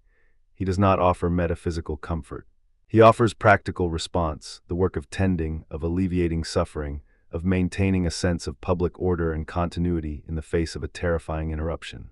Taru, who embodies a more explicit ethical theory of solidarity, insists that the best antidote to the plague is not merely medicine, but a form of civic imagination, an obligation to participate in a life larger than one's own private interests.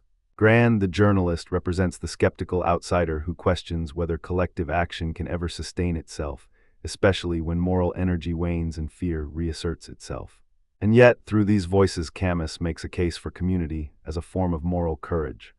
The plague becomes an occasion for a collective ethics that insists on human solidarity as the answer to absurdity. In The Plague, Camus is explicit about the interplay between existential condition and social responsibility. The plague is both a natural event and a symbol of the condition of human life, fragile, contingent, and shared. The phrase that often recurs is that we are responsible for one another even when we are not sure why. The text insists that meaning is not guaranteed by some cosmic plan, but it can be forged through acts of fidelity to others, even if those acts do not deliver a grand metaphysical vindication. The novel invites a form of ethical pragmatism, an insistence on doing what is right in the immediate circumstances, with the humility to acknowledge the limits of knowledge and the danger of pride in one's capacity to control events.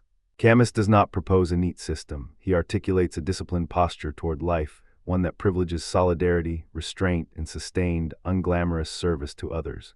This is not a rejection of the moral imagination. If The Stranger teaches us to resist false consolations and perform a genuine answer to the demand of life, The Plague teaches us how to translate that posture into a public, communal project. It is a lesson about how to think ethically within a world that does not hand us guarantees, and it foregrounds a form of ethics that is inseparable from political and social life. Cross-cutting through these scenes is a quiet insistence on attentiveness, to the needs of others, to the limits of our own power, to the ways fear can degrade or sharpen moral judgment. Camus asks us to imagine an action that does not pretend to solve the ultimate mystery of existence, but that nonetheless makes life possible for others in the present. If there is a virtue here, it is not the virtue of escaping the world or of clinging to an abstract duty. It is the virtue of staying present, of choosing to help, and of bearing the ongoing weight of obligation when the world refuses to resolve itself in a single, decisive meaning. The Plague also invites a cross-reference to another strand in Camus' oeuvre, the ethics of the absurd refracted through the communal lens of solidarity. In this sense, the novel offers a bridge to the rebel, Camus' extended meditation on revolt, justice, and the danger of turning moral energy into a mere abstraction. The Plague is the universe's invitation to act, to refuse to capitulate to despair, to insist that life, in its fragile beauty, is worth defending through concrete acts of care. Yet Camus remains wary of ideology.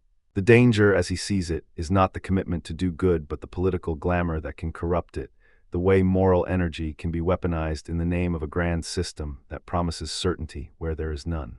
In that sense, The Plague becomes a meditation on humility and courage, the humility to admit uncertainty and the courage to act in the face of it, together with others. The Fall, Camus' most singular philosophical novel in fiction form, moves from collective action and social solidarity back to the intimate moral psychology of a single narrator. Clemens, once a celebrated magistrate, now living as a self-appointed judge penitent in Amsterdam. The Fall unfolds as a monologue in which Clemens confesses, rationalizes, and self-justifies a structure of guilt that admits no easy resolution. The book is, in effect, a mirror in which Camus invites the reader to see how self-deception can function as a kind of ethical defense. Clemens turns the gaze of judgment on himself and discovers, to his own surprise, how easily he can transform the sense of his own virtue into a spectacle. The core of the book is not just guilt, but the malady of perception, the way the self distorts others to confirm its own righteousness, the way a society of spectators incentivizes a culture of self-congratulation rather than honest accountability. One of the most revealing aspects of The Fall is Clement's portrait of the judge in me, and the way judgment proliferates beyond legitimate authority. He speaks of how he discovered that his own sense of guilt was often a mask that allowed him to condemn others while absolving himself. There is a disarming honesty in his confession, the honesty that emerges only when one is clear about the ways the self constructs its own righteousness at the expense of others. Camus uses this figure to explore a paradox that resonates through his other works, the attempt to live with integrity in a world where integrity seems constantly endangered by vanity, pride, and social performance. If the stranger challenges the moral imagination by exposing the social apparatus that sanctifies conventional emotions, The Fall interrogates the inward life, how the mind can become a theater in which guilt, judgment, and self-deception perform a drama that looks moral from the outside but is ethically hollow inside. The Fall thus completes a triad. The stranger dissects how social conventions can masquerade as moral truth. The plague asks us to translate personal fidelity into public solidarity without surrendering to grandiose politics. The Fall interrogates the internal machinery of morality, showing how the self can become a master of appearances and excuses. Taken together, these works make a persuasive case that Camus ethics are not a set of decrees but a discipline, an ongoing practice of recognizing absurd limits while choosing to act with solidarity, resilience, and a steadfast, often uneasy, honesty about one's own complicity. To illustrate how Camus ethics extend beyond these novels, we turn to two additional supporting works. A Happy Death, which Camus wrote early and revised later, is often read as a precursor to The Stranger. It features Petrus Mers, a man who seeks happiness through a strict regimen of self-discipline, fidelity to a chosen ideal, and an almost ascetic pursuit of what he believes will bring him contentment. The return to this narrative form shows Camus' interest in the question of whether happiness is a legitimate basis for a life, or whether happiness is a byproduct of a meaningful existence pursued with honesty and courage under conditions that do not always promise clarity. The plot becomes a stage on which Camus tests a form of ethical self-cultivation that does not reduce morality to emotion or raw willpower, but weaves together intention, responsibility, and restraint. The Rebel expands these themes into a broader historical and political horizon. It is not a fiction, but a sustained meditation on revolt as a form of ethical and political energy. In The Rebel, Camus examines how humanity's longing for justice can degenerate into a new form of tyranny when it substitutes abstract utopias for concrete, humane relation. Even as he critiques excessive dogmatism, he refuses to surrender to nihilism, insisting that the fight for liberty and dignity must be anchored in a recognition of human limits and in a sense of solidarity that extends beyond one's own circle. The Rebel thus becomes a narrative complement to Camus fiction, a philosophical argument that uses historical and moral imagination to draw out the implications of his ethical stance for politics, culture, and everyday life.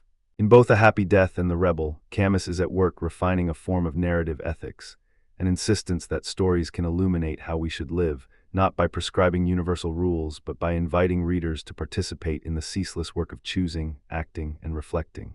Against these readings, we must also encounter counterarguments. The first challenge is that critics claim Camus uses fiction as a vehicle for philosophy rather than building a rigorous system. The claim moves in two directions. On one hand, Camus writes as if to reveal a philosophical stance through the texture of fiction, not by erecting a formal moral theory. On the other hand, some argue that his fiction does not merely illustrate a philosophy.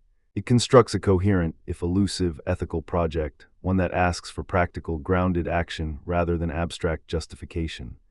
The tension between a literary method and a systematic account of ethics becomes central to any evaluation of his work. For those who want a completed, catalogued approach to moral life, Camus' method may feel unsatisfying or incomplete. Yet this same method, critics argue, is precisely what grants Camus a particular moral force.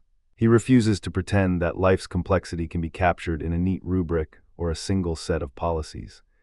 The second counterargument concerns the perception that Camus' ethical prescriptions are inconsistent or overly pragmatic. If one reads his books as a mosaic rather than a canon, apparent inconsistencies can emerge. Camus prizes lucid action under pressure, yet he also insists that there is no guaranteed meaning to life. How then should we reconcile a call to solidarity, a call to action, with his insistence on the absurd? How does one balance the demand to take moral responsibility for others with the recognition that our capacity to shape outcomes is limited and our rational justification for those actions is always in question? Critics sometimes say that Camus drifts between a compassionate, practical ethic and a stubborn pessimism about ultimate justification, leaving his prescriptions open to a charge of inconsistency or moral pragmatism that borders on expediency. The third danger critics point to is the peril of downplaying metaphysical questions. Camus insists that speculation about ultimate causes or transcendent ends should not distract us from the present work of life with others. But to dismiss metaphysical questions too quickly is to risk suppressing the deeper roots of yearning, wonder, and longing that drive human inquiry. If metaphysical questions are dangerous, Camus suggests, they are dangerous precisely because they can become ways to evade responsibility or avoid the hard labor of ethical living in the world as we actually experience it. The worry is that in focusing so much on the day-to-day ethical moment, we neglect the dimension of our lives that asks whether there is any ultimate ground for meaning beyond human creation. The challenge for interpreters is to hold Camus' insistence on action and solidarity together with a rigorous attention to how humans crave something beyond immediate experience. The balance is delicate and, to some readers, unsettled. In response to these counterarguments, many Camus scholars point to his own self-consciousness about his methods. Camus consistently writes as if to provoke the reader into a moral stance rather than to supply a complete theory. The strength of this approach is its honesty about uncertainty. The weakness, lamented by some, is a lack of system that can be taught or codified, yet if we listen closely, Camus fiction does more than depict a mood of rebellion or despair. It trains the reader to notice moral textures, the way a gesture of care for another can be genuine even when it cannot guarantee a particular outcome. The stories invite a readerly apprenticeship in ethical perception. To recognize the moral weight of ordinary acts, to understand solidarity not as a doctrine but as a demanding practice, and to cultivate courage without pretending that courage dissolves the mystery of existence. The result is not a neatly packaged doctrine, but a form of practical wisdom that remains open to revision, debate, and refinement. Speaking about practical wisdom inevitably brings us to the question of real-world applications. The connection between Camus fiction and lived ethics is not a mere literary game. It has implications for how we respond to suffering, how we organize communities, and how we evaluate political action in times of crisis. The Stranger challenges us to consider how we respond to social expectations that demand emotional conformity. The Plague asks us to weigh the obligation to others against the limits of our control and the fragility of institutions. The Fall invites us to scrutinize our own motives, to catch self-deception in its many guises, and to recognize how easily we can appear virtuous while masking fear, vanity, or complicity. A Happy Death and The Rebel extend this sensibility into contexts of personal longing and collective struggle, showing that ethical life is never merely about compliance with rules, but about a continuous, often difficult reformation of oneself in relation to others. To illuminate these ideas with concrete images, consider two real-world examples. First, a hospital emergency room during a public health crisis. The Dr. Rhea impulse, the commitment to alleviate suffering even when no one person can eradicate the disease, maps onto a modern vocation. Nurses and doctors who keep showing up, who treat patients with dignified care, who accept personal risk for the sake of others. The Plague gives a literary archetype for this stance, one that resonates beyond medical ethics to the social fabric. It is not a call to heroism in the classical sense, but a call to quiet perseverance, to a stubborn fidelity to the work that keeps a community afloat. The second example is a courtroom that refuses to be seduced by spectacular emotion and instead tests whether the law can admit human complexity without collapsing into cold rigidity. The Stranger, in its way, warns against the reduction of life to legal categories or social performances, while The Fall asks us to beware of the self-deceiving courtroom we embody in private life. In these ways, Camus' fictional worlds translate into ethical sensibilities relevant to public life, policing the line between judgment and mercy, between solidarity and coercion, between clarity of perception and honest self-critique. A further dimension of real-world application concerns how Camus ethics have been interpreted in modern interpretations and media. The Stranger has inspired cinematic adaptations, stage productions, and ongoing debates about the nature of emotion, liberty, and duty. In cinema and theater, the questions of tone, voice, and audience reception become a laboratory for ethical interpretation, just as Camus hoped fiction could prompt readers to test themselves. A film adaptation of The Stranger, released in the late 20th century, invited audiences to see how a character's detachment can be read as moral integrity or moral failure in different cultural moments.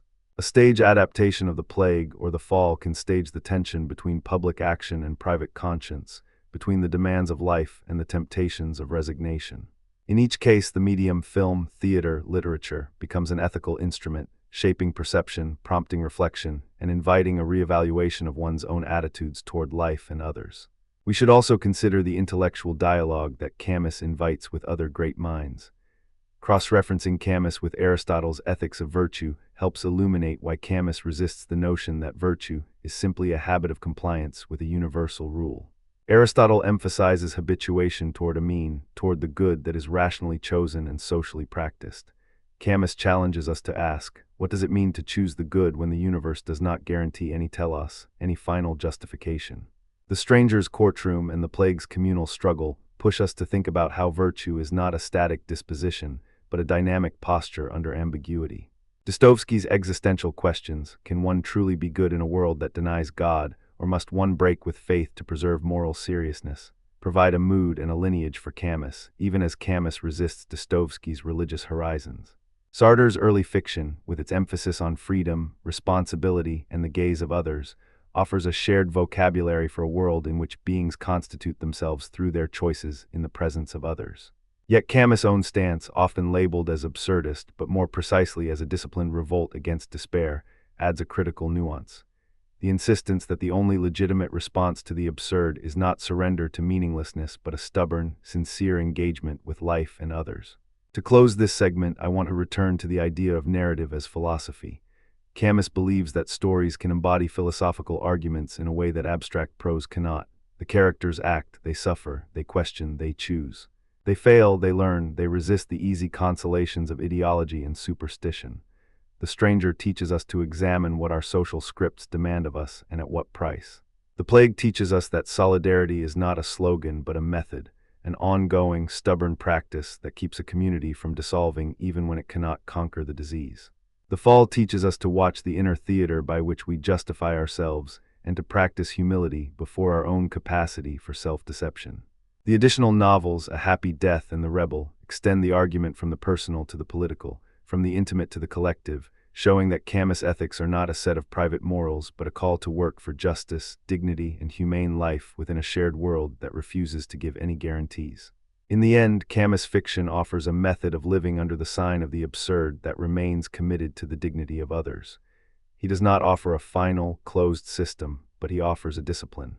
The discipline to live with the question, to act with solidarity, to resist the pull of easy absolutes, and to remain honest about one's own fallibility. The sun may burn and the plague may rage, the judge in me may condemn and the scientist in me may argue, but the ethical life, the life worthy of the name, consists in choosing again and again to be present to others, to bear witness to their suffering, and to offer a steady hand without pretending to have resolved the riddle of existence. That is Camus' philosophy, not as a doctrine to be learned, but as a practice to be carried with care through the ordinary and often arduous days of human life. And if we can carry it a little further in our own time, through conversations, through acts of solidarity, through commitments to justice and care, we may find that the stories Camus told are not relics of a past struggle but living invitations to think and to act in the present, with the same stubborn hope that life, in its imperfect beauty and enduring pain, is still worth defending.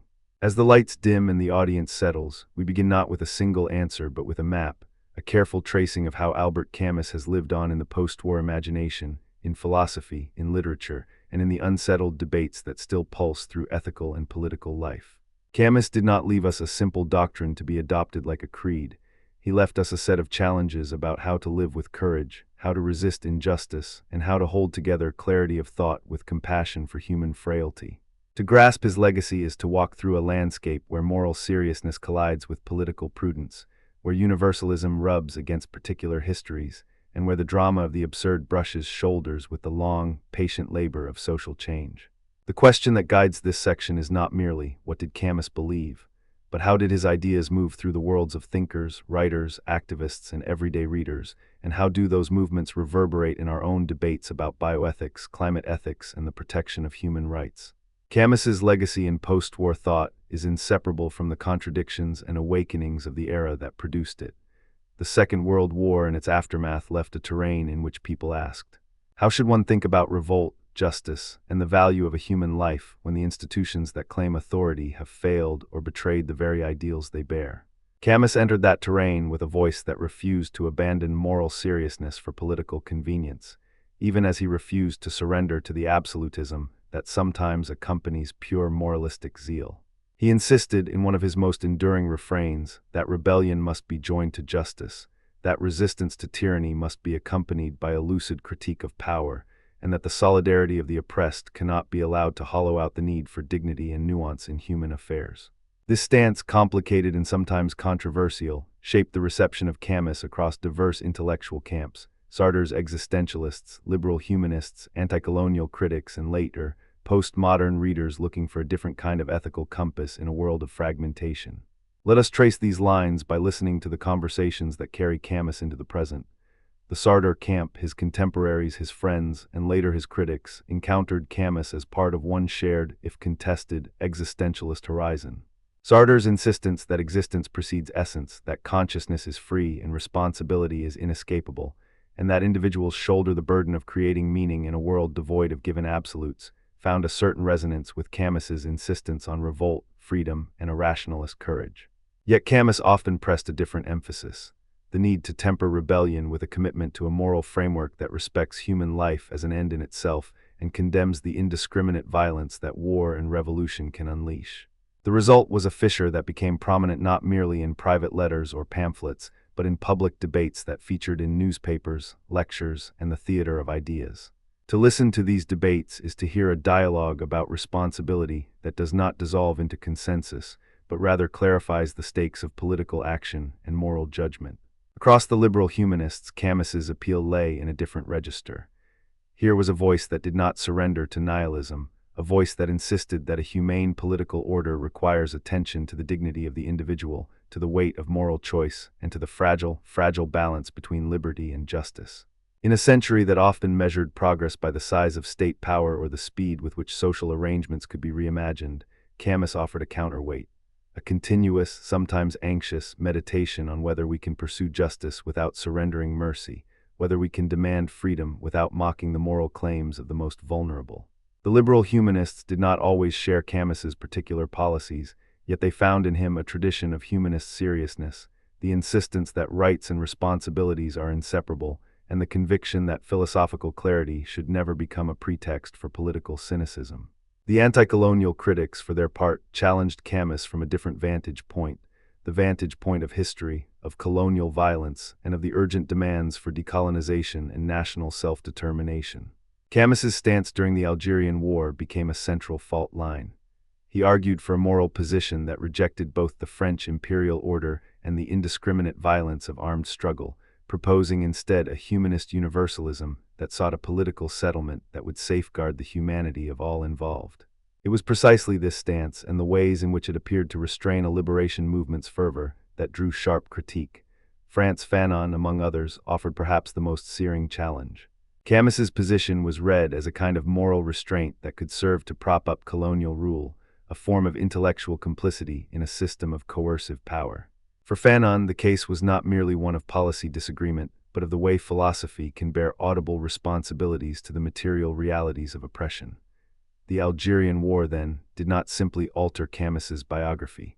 It recalibrated the terms of his legacy, forcing readers to decide how universal moral claims could be reconciled with particular histories of violence, deprivation, and resistance. As the decades passed, attitudes toward Camus shifted again. The passage of time has often softened the sharpness of the debates around him while amplifying other aspects of his work.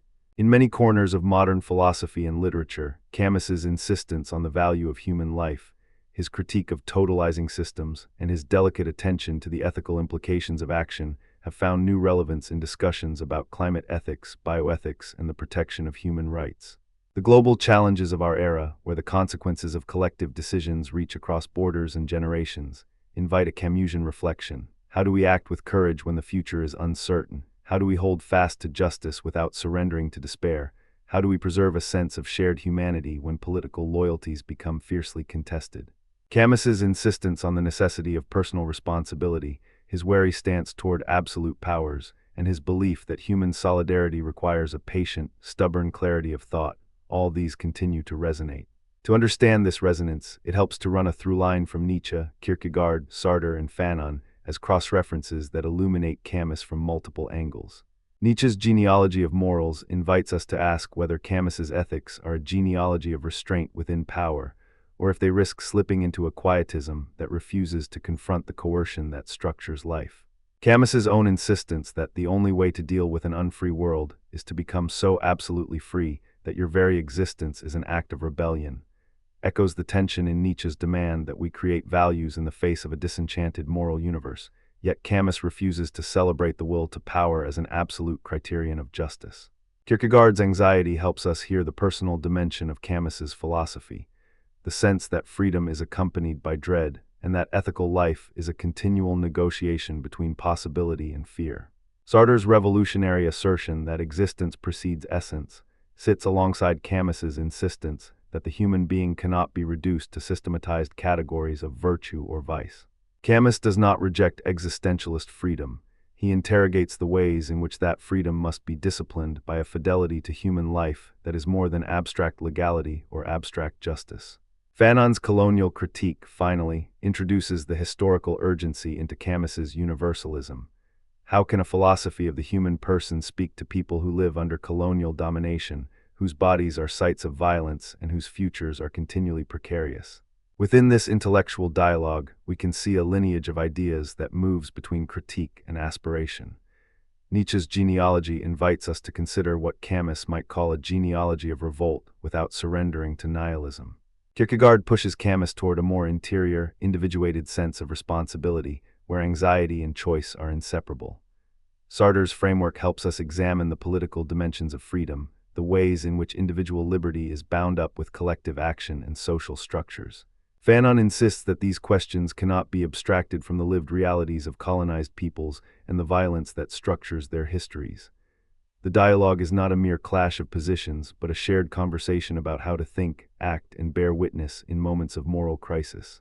Camus's legacy thus emerges as a spectrum, a model of moral seriousness, a problematizing of ideological certainty, and a challenge to imagine forms of solidarity that do not abandon the particularities of history. Let us ground these reflections with two concrete, historically grounded anecdotes, because they reveal how Camus navigated public life and how his stance was perceived by contemporaries and successors. The first anecdote is the Nobel Prize moment, a public recognition that thrust Camus into a global stage at a moment when Europe was still reckoning with its recent past. In 1957, Camus was awarded the Nobel Prize in Literature, a ceremony and an occasion that gathered poets, scientists, and writers from around the world in Stockholm. He accepted the prize with the quiet, careful rhetoric that characterized his public persona, a tone that mixed gratitude with a meditative seriousness about the responsibilities of a writer in the modern world. In his Nobel lecture and in remarks surrounding the prize, Camus spoke, not with triumph but with the sense that literature could illuminate moral questions that politics could not neatly resolve. He offered a vision of literature as a form of ethical inquiry, a way to keep alive the memory of human suffering while insisting on the possibility of resistance grounded in justice. The Nobel moment thus crystallizes Camus's double claim. Literature bears witness to human fragility, and it can also propose paths to human solidarity without surrendering to cynicism or violence. It is, in short, a public symbol of Camus's conviction that thought and action must be linked to a larger commitment to justice, even as they must navigate the limits of power, the lines drawn by history, and the burden of responsibility. The second anecdote concerns the public debates with Jean-Paul Sartre in the 1940s and 1950s, a series of exchanges that have become emblematic of the deeper rifts inside post-war existentialist thought. In those years, Camus and Sartre stood at the center of a shared project that sought to interpret what it means to be free in a world marked by totalitarian pressures, war, and the reconfiguration of political loyalties. Yet their disagreements on the Algerian question, Camus's insistence on a form of universal moral order that would not fully align with armed struggle, and Sartre's more expansive endorsement of political action in defense of anti-colonial movements, drew a line in the sand. Their debates spilled into essays, articles, and open letters, and the public dimension of their exchange helped shape the intellectual climate of the time. For Camus, the risk of endorsing violence against civilians or of endorsing a political program that could justify such violence seemed intolerable, even if his means to oppose oppression were imperfect.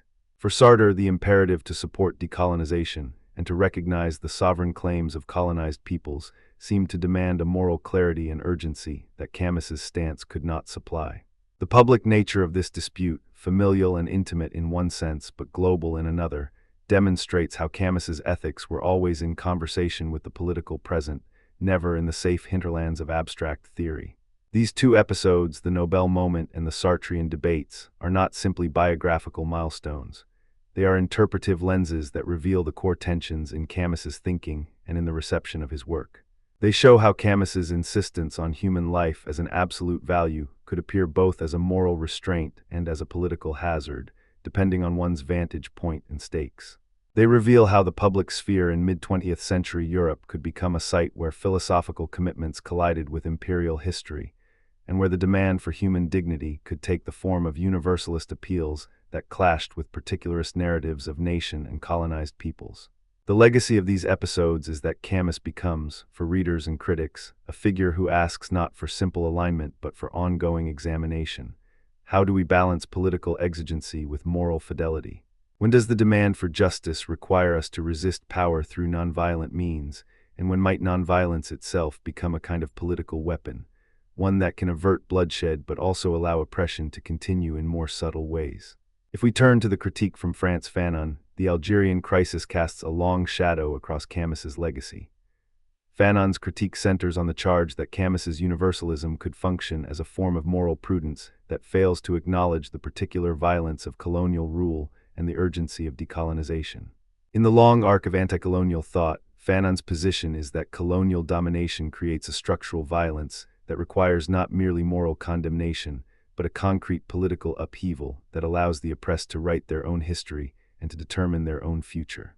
Camus's resistance to endorsing violent revolution, to aligning with armed movements in Algeria, and to the political logic of decolonization on its terms, he argued, could be heard as a preference for order over liberation, a preference that risks moral cowardice in the face of historical catastrophe. Fanon's criticism is not simply a political dispute. It is a philosophical challenge to Camus's universalization of humanism in the context of a system that denies basic human rights to people who live under colonial rule. The result is a pair of questions that still animate debates today. Is universal humanism compatible with a robust critique of power that recognizes the particularities of oppression? Or does universalism on Camus's model tend to domesticate resistance by appealing to shared humanity in a way that fails to address the structural injustices that require political transformation? The changing attitudes toward Camus after the Algerian War further illustrate how the reception of a writer moves with the political weather.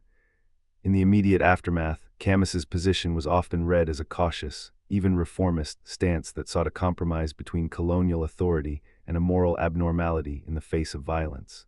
This reading reinforced charges of moral quietism and even complicity in some liberal humanist circles. Yet as decades passed, a more nuanced appreciation emerged in many corners.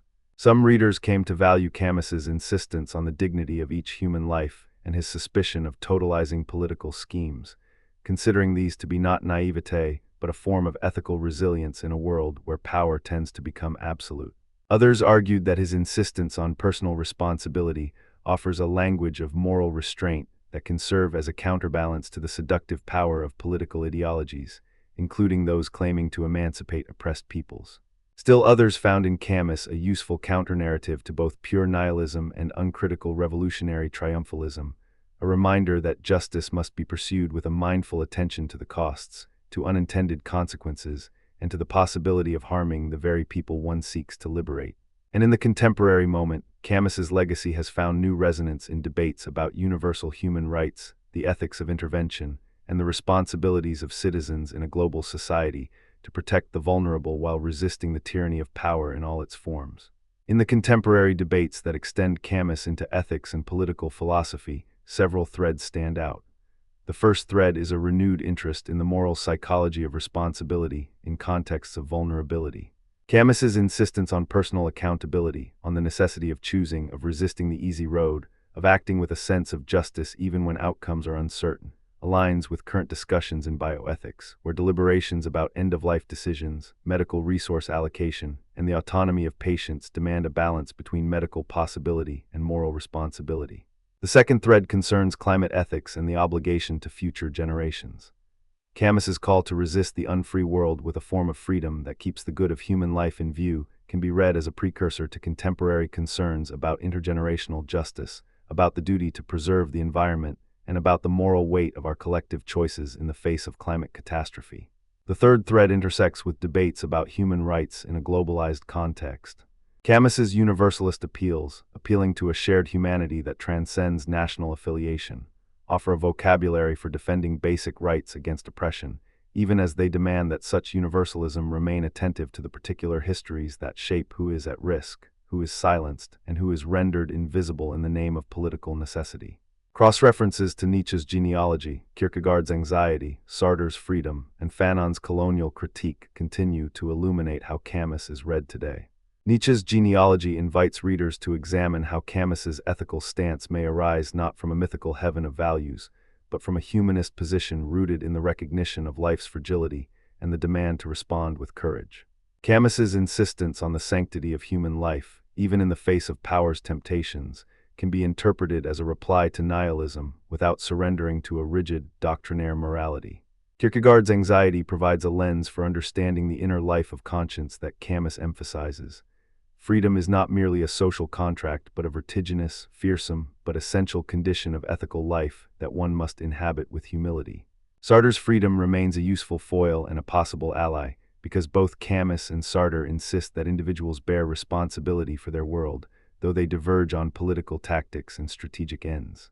Fanon's colonial critique remains a necessary test for any universalism of the human, a reminder that in the shadow of empire, philosophical positions must be tested against the most acute forms of oppression and the demands of decolonization. As we seek to connect Camus's legacy to modern debates in ethics and political philosophy, it is helpful to consider concrete examples that reveal how these ideas travel beyond the pages of a book and into the real-world decisions that shape lives. In bioethics, for instance, the Camusian insistence on the inviolability of human life might be invoked to defend the autonomy and dignity of patients against reductionist models that treat life as a collection of data points.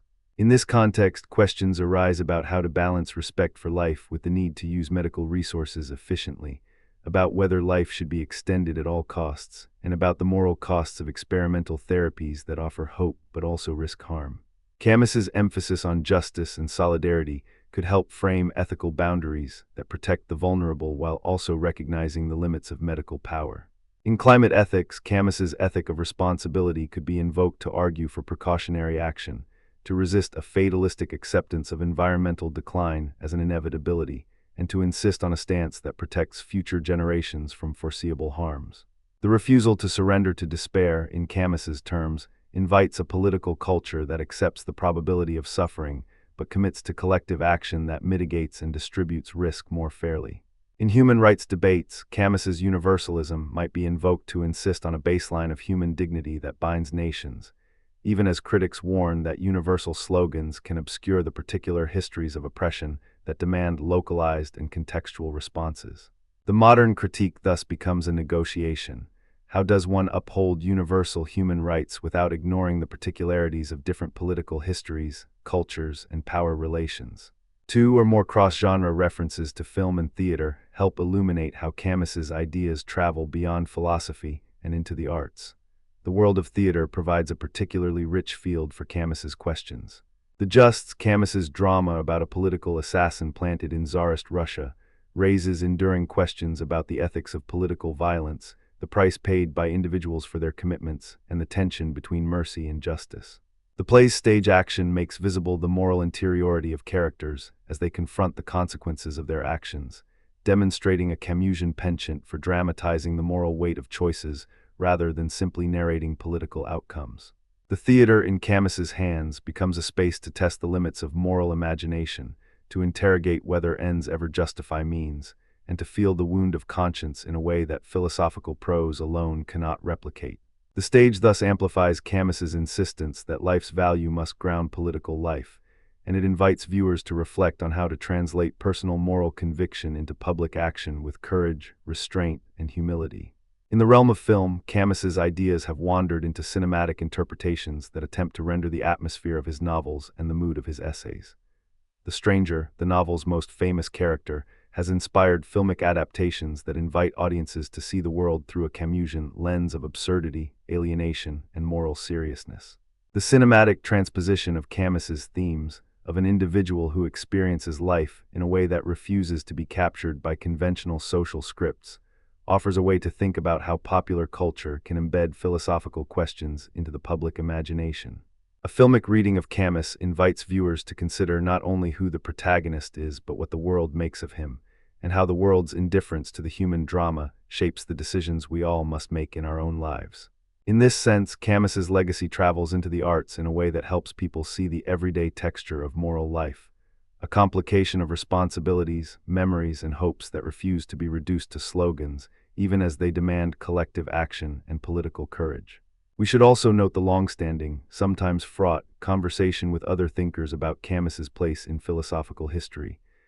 Nietzsche's genealogy suggests that Camus's ethics can be read as a form of life-affirming restraint, a counterweight to cynicism that valorizes power.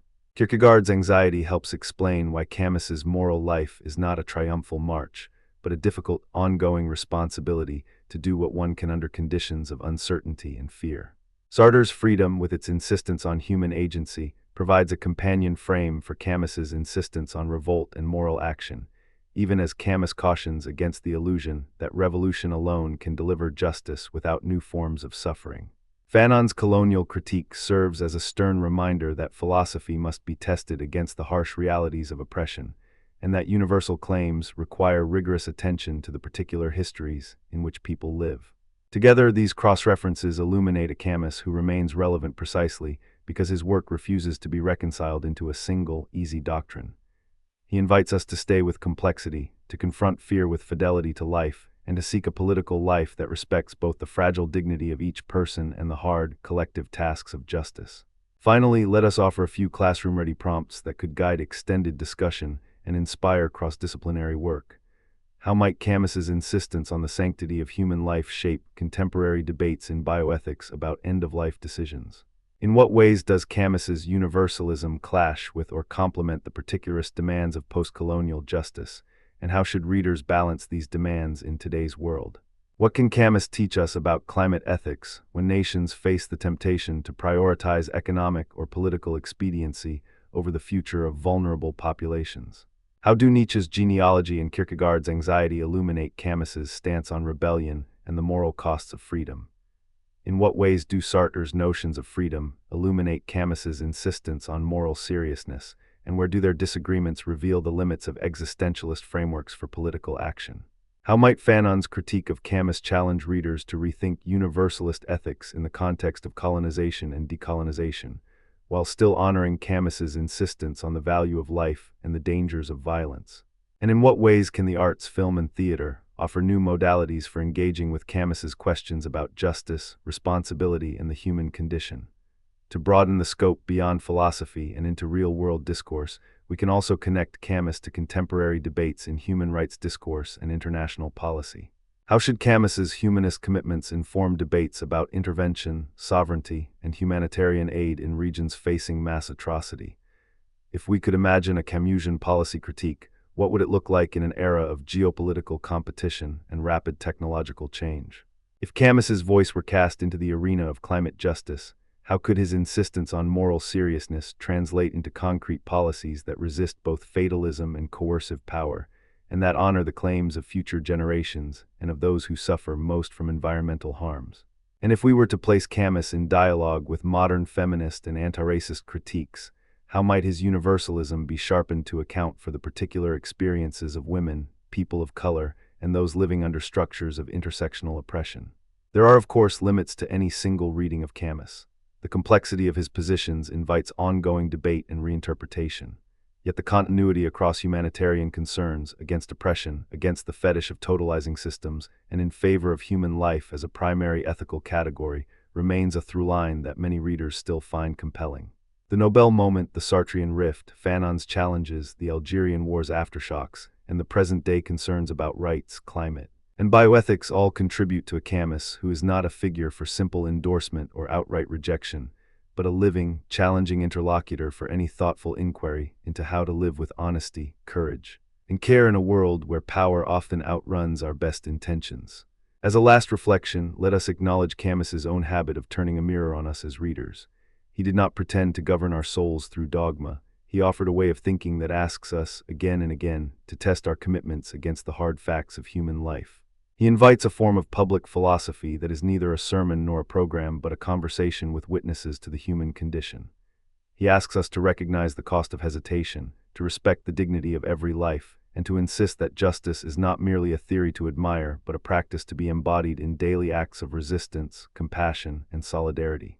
If we listen closely, Camus speaks not only to his own moment in history, but to ours, a moment still haunted by violence and injustice, yet also a moment in which the capacity of ethical thinking to influence policy, culture, and the ways we live together remains not just possible but necessary.